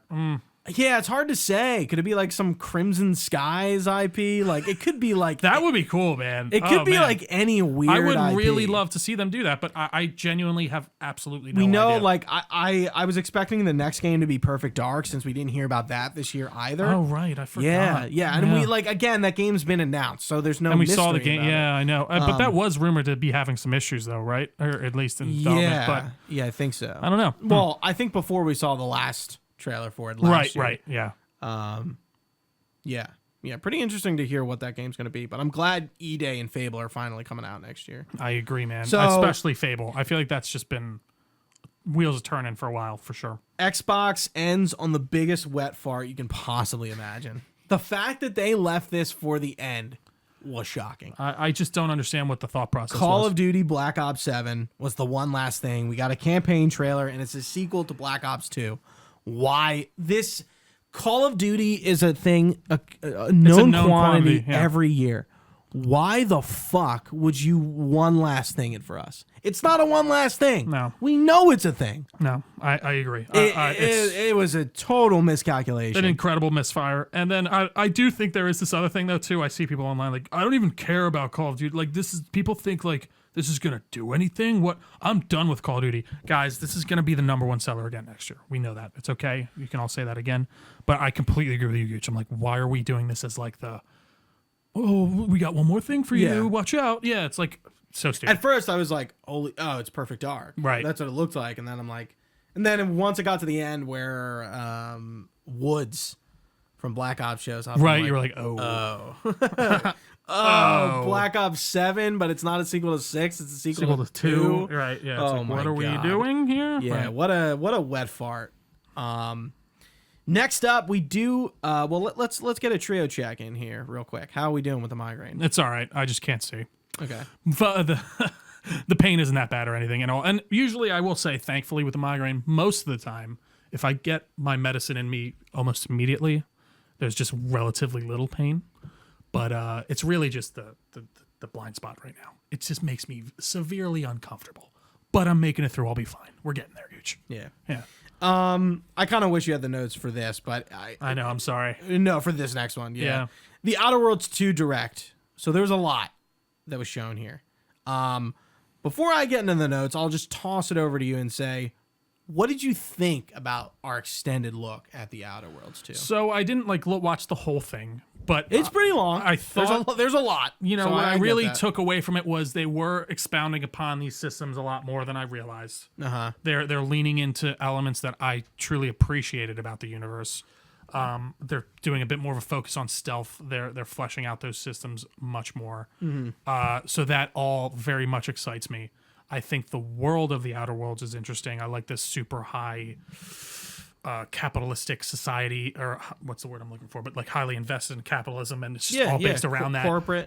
Corporate culture. So I think that's a very interesting, different way to go, and I hope that they lean into it more like they seem to be. Real quickly, before you get off that point, Yeah. This game is set in the Arcadia colony, and it's torn between a faction war. Is that a different colony than the one from the first one? Yes, Okay, that's what I interesting. wanted to bring up to say that we are not in the same galaxy as I did not know that. Okay. So there were as the more first game. expeditions than even like that first. I guess they're all done by different companies is the idea. Okay. Huh. Yeah, I had a note about it. I'm looking for it about it, but maybe I can't. But, find again, it. I maybe, will just- maybe I'll, when I read through this. My high level thoughts is I'm much more interested than I was before.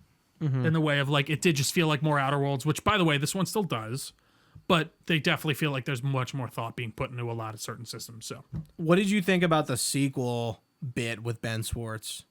that's funny. I don't know. I think it's fine enough. It was. I was like, all right. Well, they're definitely leaning. Even like when it was Right. first announced, they were like the sequel better in every way than the first. Like they're kind of leaning into that, and I like Sure. it. Very much feeds into their, that corporate Shtick. whatever shtick. Yeah, They're just yeah. following on. They want the follow up to make the money, and they're making the joke out of that. So, So this game's coming out on October 29th oh wow, of this year. Jesus, So I it's didn't realize, soon. yeah, $80 price tag. Xbox warned us about this, so this is not new information. right. Any thoughts? Thanks, Nintendo. I was gonna say it's just unfortunately seems like the new normal. I will, I guess I'll be a corporate bootlicker, I guess, here for a second in the way of I do think video games are still per capita the most bang for your buck when it comes to an entertainment thing. Like it's not this ephemeral thing that we're going to like a concert for $300 for 2 hours, like or 4 hours, whatever. I have this game, I get a bunch of hours out of it, so. I don't know. I still think the value proposition is there, but we're at a time where money just doesn't go as far as it used to, and this is very much a hobby. So it's going to be tough, but guess what? You also don't have to buy video games right when they come out, because guess what? That's going to be when it's the most expensive. So I don't know. That's kind of where my thought is at. Would I like it to still stay at the $60 or the $70 price tag? Yes, of course. But I don't think $10 is going to make a huge difference for anyone who really likes video games. Yeah, I think we're all just kind of making a big deal about it to make a big deal about it. It is a big deal, I get it.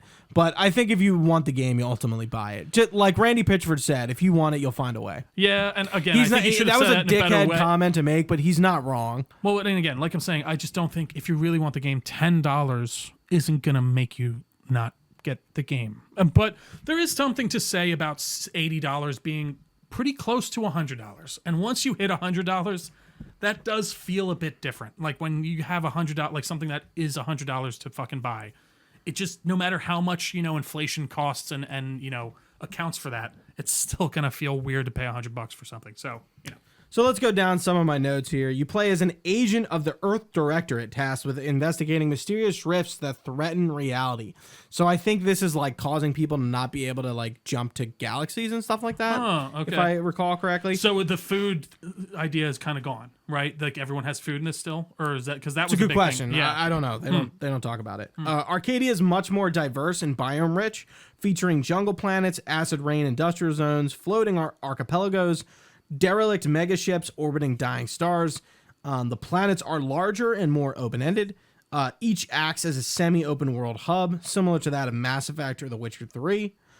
3 factions control Arcadia: the Authoritarian Protectorate, there's a comma. The Authoritarian Protectorate, Megacorp Anti's Choice, so Anti-Cleo and Spacer's Choice merged, which I think is pretty funny. It's what is it called? Anti's Choice. That's funny. Yeah. That's good. I thought that was pretty funny. That is good. Yeah. And the Cultish Order of the Ascendants.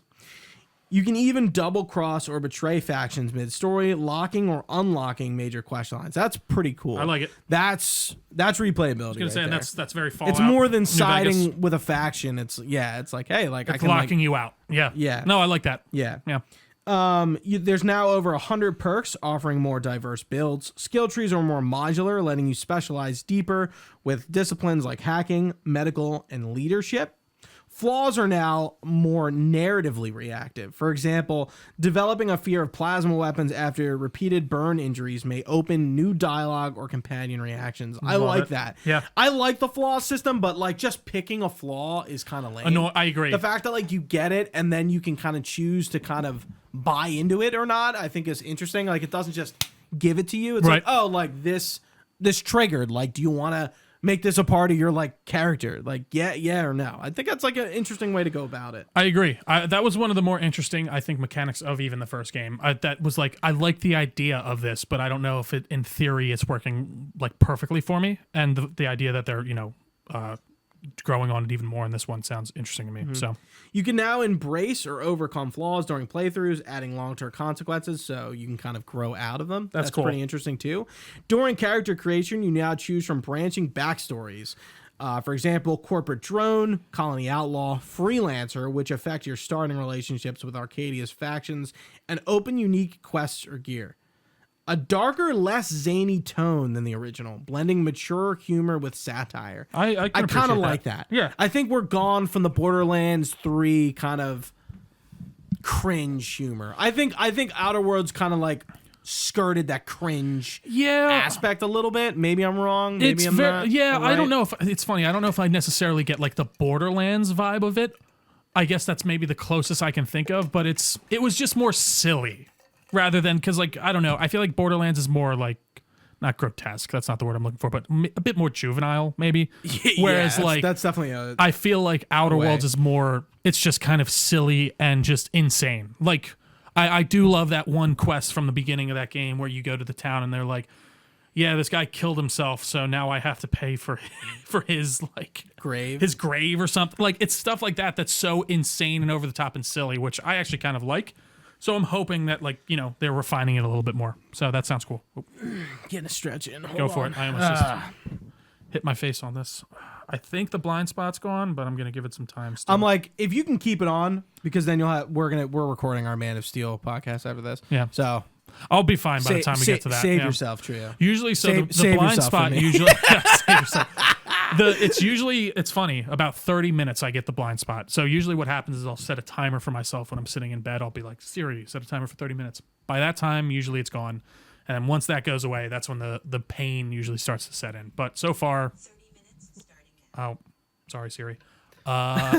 Starting that, yeah. So I'll be good. I'll be good for Man of Steel, I think. Cool. Yeah. Even now, like, again, it's not even the pain. It's just that looking at you without this on my face. I feel like your migraines, like now that I'm experiencing them in person with you, are they are they easier on the podcast than when you're... It really depends. Really, the thing is if the pain's bad. So the first 30 minutes is going to be relatively the same no matter what. And then it's after that half hour where I start to feel the actual pain start to set in my mind.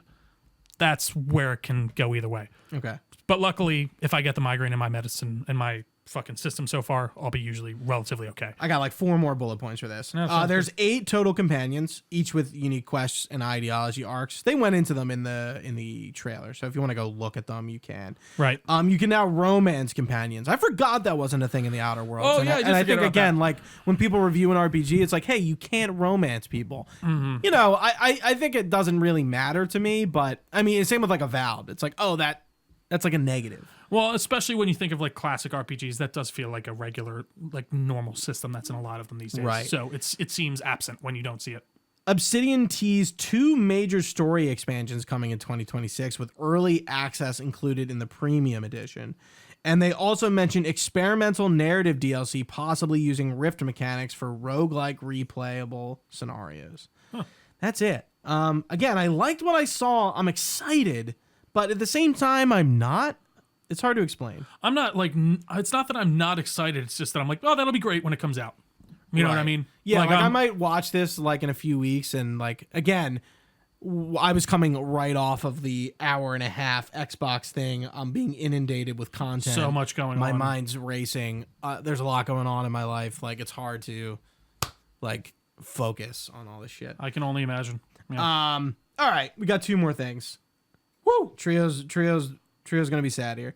The Death Stranding 2 game premiere event, which happened on I'm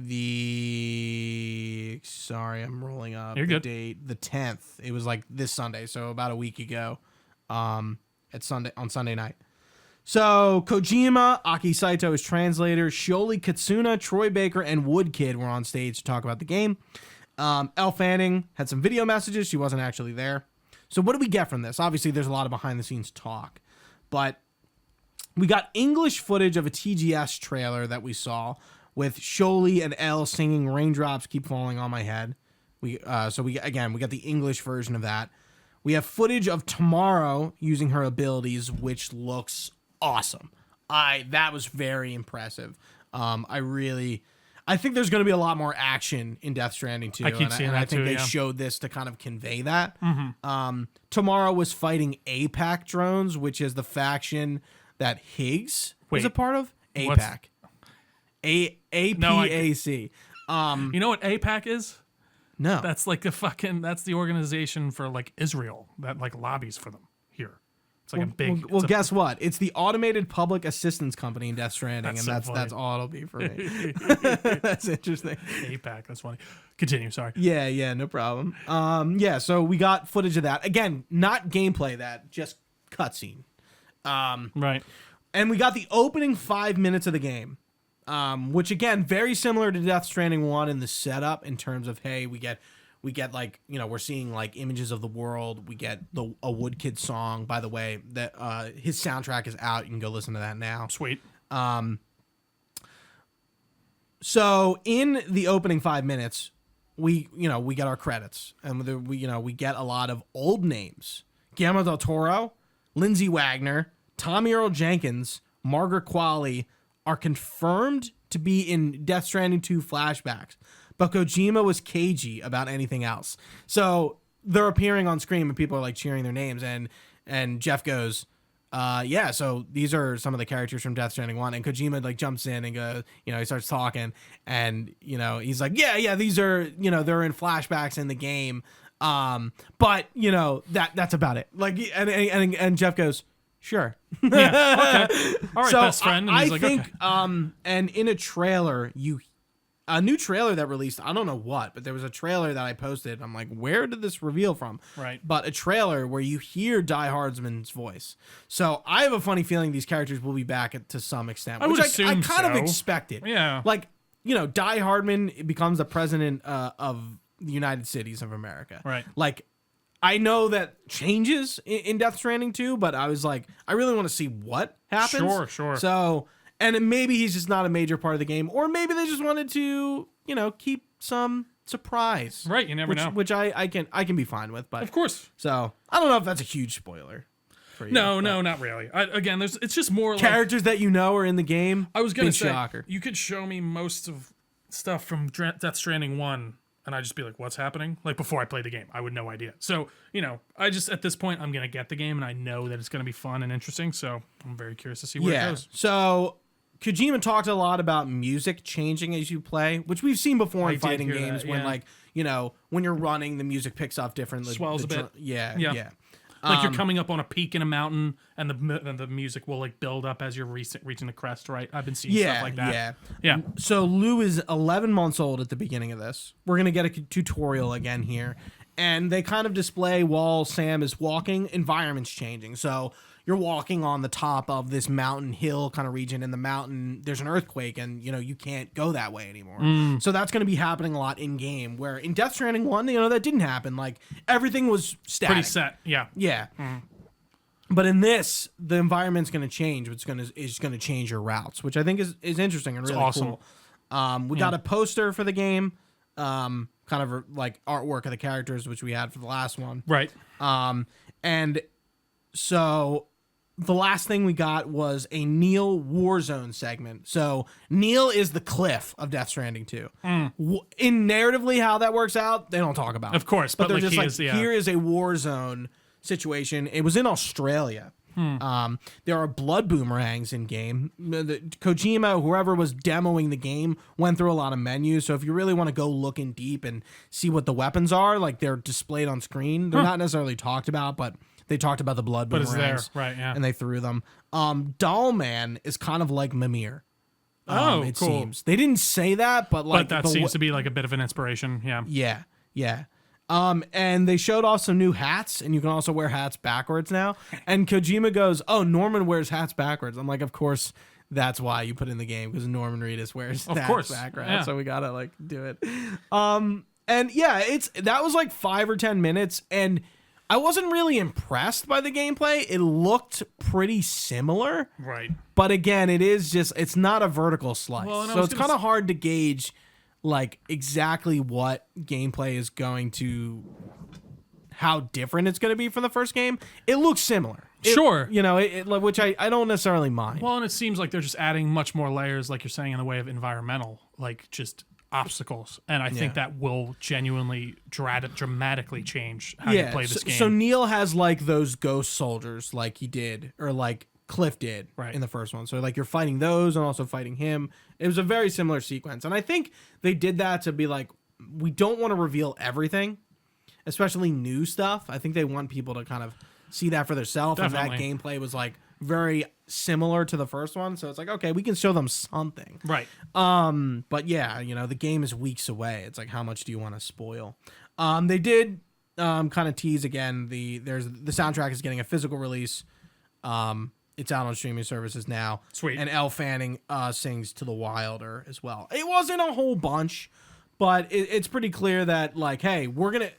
How often do we get live stage demos anymore? It's true. And like, so he had somebody on stage from Kojima Production. He was kind of making fun of him while he was playing, like, you got it. He was like, that's fun. Dustin and Brad on on Summonsime were talking about how like the guy who was playing on stage was like shaking. I'd be fucking nervous. I'd be freaking out. Yeah. Yeah. Well, that's how they used to. It is wild that they used to just do it like that. Yeah. Like you just have someone probably practicing the whole week before it just to get it down, and then you get to it, and you can easily fuck up. And I know that's why they started just doing like recordings and stuff like that more. I feel like as I mean, like I remember when they debuted God of War, and we got like the guy was on. I think it was Cory Barlog was on stage playing it. You're right. Yeah, I think it like adds such a weight. It does, because you can easily fuck it up. Yeah. To it. Yeah. But yeah, that was it. It's not, I think, a lot, but not a lot at the same time. Right. Sorry, I'm coming back to it right now. No, I agree. Okay. I think there's a lot of interesting stuff here. I still don't know. We still really don't know what's going anything on, about this game, which is very much in the Kojima vein, and I'm fine about it. And especially after replaying Death Stranding 1. I'm so excited to get back to this, and I'm glad I did that, because I genuinely really did not remember. I did not realize that Lou wasn't I didn't realize that fucking Norman was the bridge baby, your fucking what's his name's son. Like all that stuff went way over my head. Cliff's, yeah. Cliff's son, and like I thought The original bridge baby. Yeah, and I thought you were being like Lou was the baby he takes out at the end, but no, that's obviously a new one. That's not. I don't know. It's just so funny. All that really clicked that second. No, wait. Lou is the baby he takes out. Sorry, yes, but I thought like that was the baby that Cliff was looking for the whole time. Oh, but really he's looking for you. Yeah, exactly. Yeah. So yeah. and he's like Cliff doesn't understand that. Right, and he realized that you're his son by the end, right? Yeah. Which again I thought was a great reveal and something that just totally I don't know how I missed. One thing just to kind of talk about, I mean, Woodkid talks a lot about music. He doesn't really talk about the game, so you can go look at that to, if you're really interested. Troy Baker talks about how, like, you thought Higgs was, like, cool or, like, they did a lot with him in the first game. Like, get ready. I can't wait. We've dialed it up to 11. And he was talking about how he liked how they showed restraint with Higgs and, like, they didn't get too weird because they get weird now. Right. Sorry. No, you're good. Sholi Katsuna talked about, so she is the actress for the English version of Rainy and the Japanese. They've never done that before. So she's playing like the localized version of English and Japanese. And Kojima was talking, I've heard this before, and I think it's kind of funny the way he put it, but Asian people are hard to mocap and scan. I don't know why. I'm sure there's a reason he literally said that. I mean, he's Asian. No, yeah. I mean, but he was just like, he wanted an actor who could kind of do both, and she was like the pick. Awesome. And maybe that's why he's avoided using Asian people. I'd be curious. Yeah, I'd love to hear him expound on it more. Like as to yeah, why. I'm sure it's a thing beyond Kojima Productions in terms of like it's mocapping. all right. He's just racist. We got yeah, Kojima just doesn't like Japanese yeah, people, of course. you know? Yeah, absolutely. This is awesome. I think like what they showed was like just enough to kind of like titillate me and get me thinking. Yeah, I mean, I'm so in. I was in from the first trailer when he pulls out his fucking guitar and starts firing lightning at the guy. Yeah. Like, I'm there. APAC, like I'm so curious like what APAC is, and like, again, it's like it's this progression of like, okay, like we're making deliveries, but now it's all automated. And Bridges made this system called APAS, which I think APAC uses, but what happened to Bridges? And like, why is it Drawbridge now? And like, what? Well, maybe Bridges is the one that's still located, like it's the U.S. cities one, So and then That's true. And then like, Drawbridge is like their international wing. Yeah, like their motto for Drawbridge is to protect and to connect and protect for a better tomorrow. So like the protect aspect of it, like the idea of a bridge.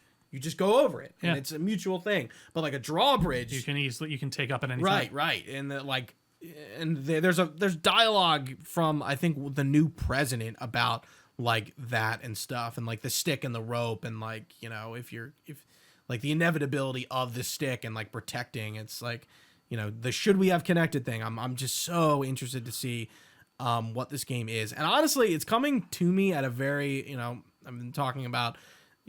My breakup and losing my job at like a very low point in my life, and I'm like, I am receiving this game probably in a very unique period in my life, and I'm curious of like how that's affect. going. Right, yeah, because like Death Stranding 1 definitely didn't, but then COVID happened. It was sort of like the opposite. We all went through something, and COVID totally recontextualized Death Stranding 1. Kojima's talked about this before, but one thing he confirmed was he totally rewrote Death Stranding 2 after COVID. He had a plan for it, scrapped it. Yeah. So there's another version of Death Stranding 2 that we would have gotten if COVID did not happen. Thanks, Wuhan. Motherfuckers. No. That's interesting, man. Really. And even just the whole lore behind the beach and the strand and stuff like that, I gotta say, I really did appreciate it much more the second time. You got it a lot better. Yeah, and this idea of like we all have our own personal, basically afterlife. You do see a lot of influences from a lot of different cultures throughout history and different religions, and it's cool and interesting and incredibly different and something I've never seen before. So I can't wait for more. Our last thing, Konami's press start. This is going to be real quick. Yeah. Metal Gear Solid Delta, we got more of that Snake vs. Monkey gameplay, the Bomberman variant for Xbox, the Fox Hunt mode. So this was originally MGO, Metal Gear Online. And it's not that at all. It's a new original multiplayer mode for Delta, and they're going to be launching that, with the game. And I think that's kind of interesting. We'll see what it ends up being. I'd be curious. What is it going to be like? Like an like a PvE or PvP type thing? PvP. Okay. Oh, Yeah, but they just said it's Fox Hunt. It's original. This has never been done. So Interesting. look forward to it. Yeah. Cool. We got an in-depth look at the production of Silent Hill F. I didn't watch this. I just got the notes. There was a lot that we wouldn't care about in this, but those are the two major things. And then the biggest thing from the press start was Silent Hill remake from Bloober is in production. And I remember at the end of Silent Hill 2 hot take when I was like, I think they should remake Silent Hill 1 and 3, but I think that will happen. But we are getting Silent Hill 1, so we're going back to Silent Hill with Harry Mason. I'm there, man. I'm all in. We're gonna have to watch the movie for a rewind review. For sure. For both. Yeah. And so like this one is this is going to be a bit more of a not a challenge, but a bit more work will go into this, right? In the way of, like, yeah. I mean, 'cause this game is like an old style. This is PS1. Right. This game is much more dated. And it's that old 2. style where what's the like tank controls? Is that it? Where it's like in the corner, like your camera's in the corner and you walk around. No, it's not like Resident Evil. It's not? Okay. It's like you're third person, but it is tank controls. Okay. And like, go look at that game. I'd be curious. It looks pretty dated. So it's going to take a bit more finagling in that regard, in the way of like to modernize it. Yeah, for sure. Yeah. Okay. I think Silent Hill 2, in terms of narrative and the world, was probably much more easier to do because it's just newer. Right. And it's just a bit more modern in that way, for sure. Yeah. And they have some stuff from the movie. I don't know if that necessarily helps them, but there was like a different interpretation of Silent Hill 1 already. Yeah, man, I can't wait. I think, Bloopers really, like I said before, they won me over. Blooper. Bloober. Like boob with an L. Oh, Bloober. Yeah. Bloober team has absolutely won me over. I think that they have the cojones to do this. I want to see Silent Hill 1. I want to play it. I want to play Resident Evil 2 again. That's one that I would love to go back and do the trophies for, but there are just a lot of replays that I'd have to do and things. Yeah. You can cheese it. I was going to say I could probably figure it out relatively easily. Either way, this is the right move for them, and I can't wait. And I hope they continue on the gravy train, because Chronos looks great, and I hope that they knock it out of the park with that, and then I hope they follow it right up with this. I think the head of their studio said they're done making shit. Or something. I did see that. It's like, yeah, I mean, I'd hope so. That's so funny. Yeah, because I mean, they do have a lot of like middling kind of games. Like when we played Layers of Fear for the Halloween night last year, I was kind of like, yeah, it's fine. It's fine. Yeah. Yeah. I'm excited to. Speaking of that, excited to go back to the Dark Picture stuff. Absolutely. That new one looks awesome. I need to finish the last one that I haven't played. The one where it's like the Iraq. House of Ashes? Yeah, House of Ashes. Fucking love that. I've heard that's like the best one, right? Yeah, I feel like I like that one a lot. I'll have to, that'll probably be my like Halloween thing this year. But does that do it for us here, Gooch? That does it for us. That is Summer Games Fest, the DNN way. Well, migraines and all, we're here. We're finished up. Yeah, thank you all. Trio being made with it us. through a migraine, the full cycle. Yeah, thank you all for being with us live on twitch.tv/Delco Nerd Network. We really do appreciate your time. You can find this podcast anywhere podcasts are found. Just search us up on your podcast app of choice. We have a Facebook page, Discord channel, all that good stuff will be linked down below. We are at Delco Nerds on every social media page with an @sign. All this information can be found on our website, delconerdnetwork.com. You can even email us your comments, questions, or concerns to delconerds@gmail.com. We'd be happy to get back to you. But for Gooch, I've been Trio. Thanks for watching, guys. Stay nerdy. We will see you next time.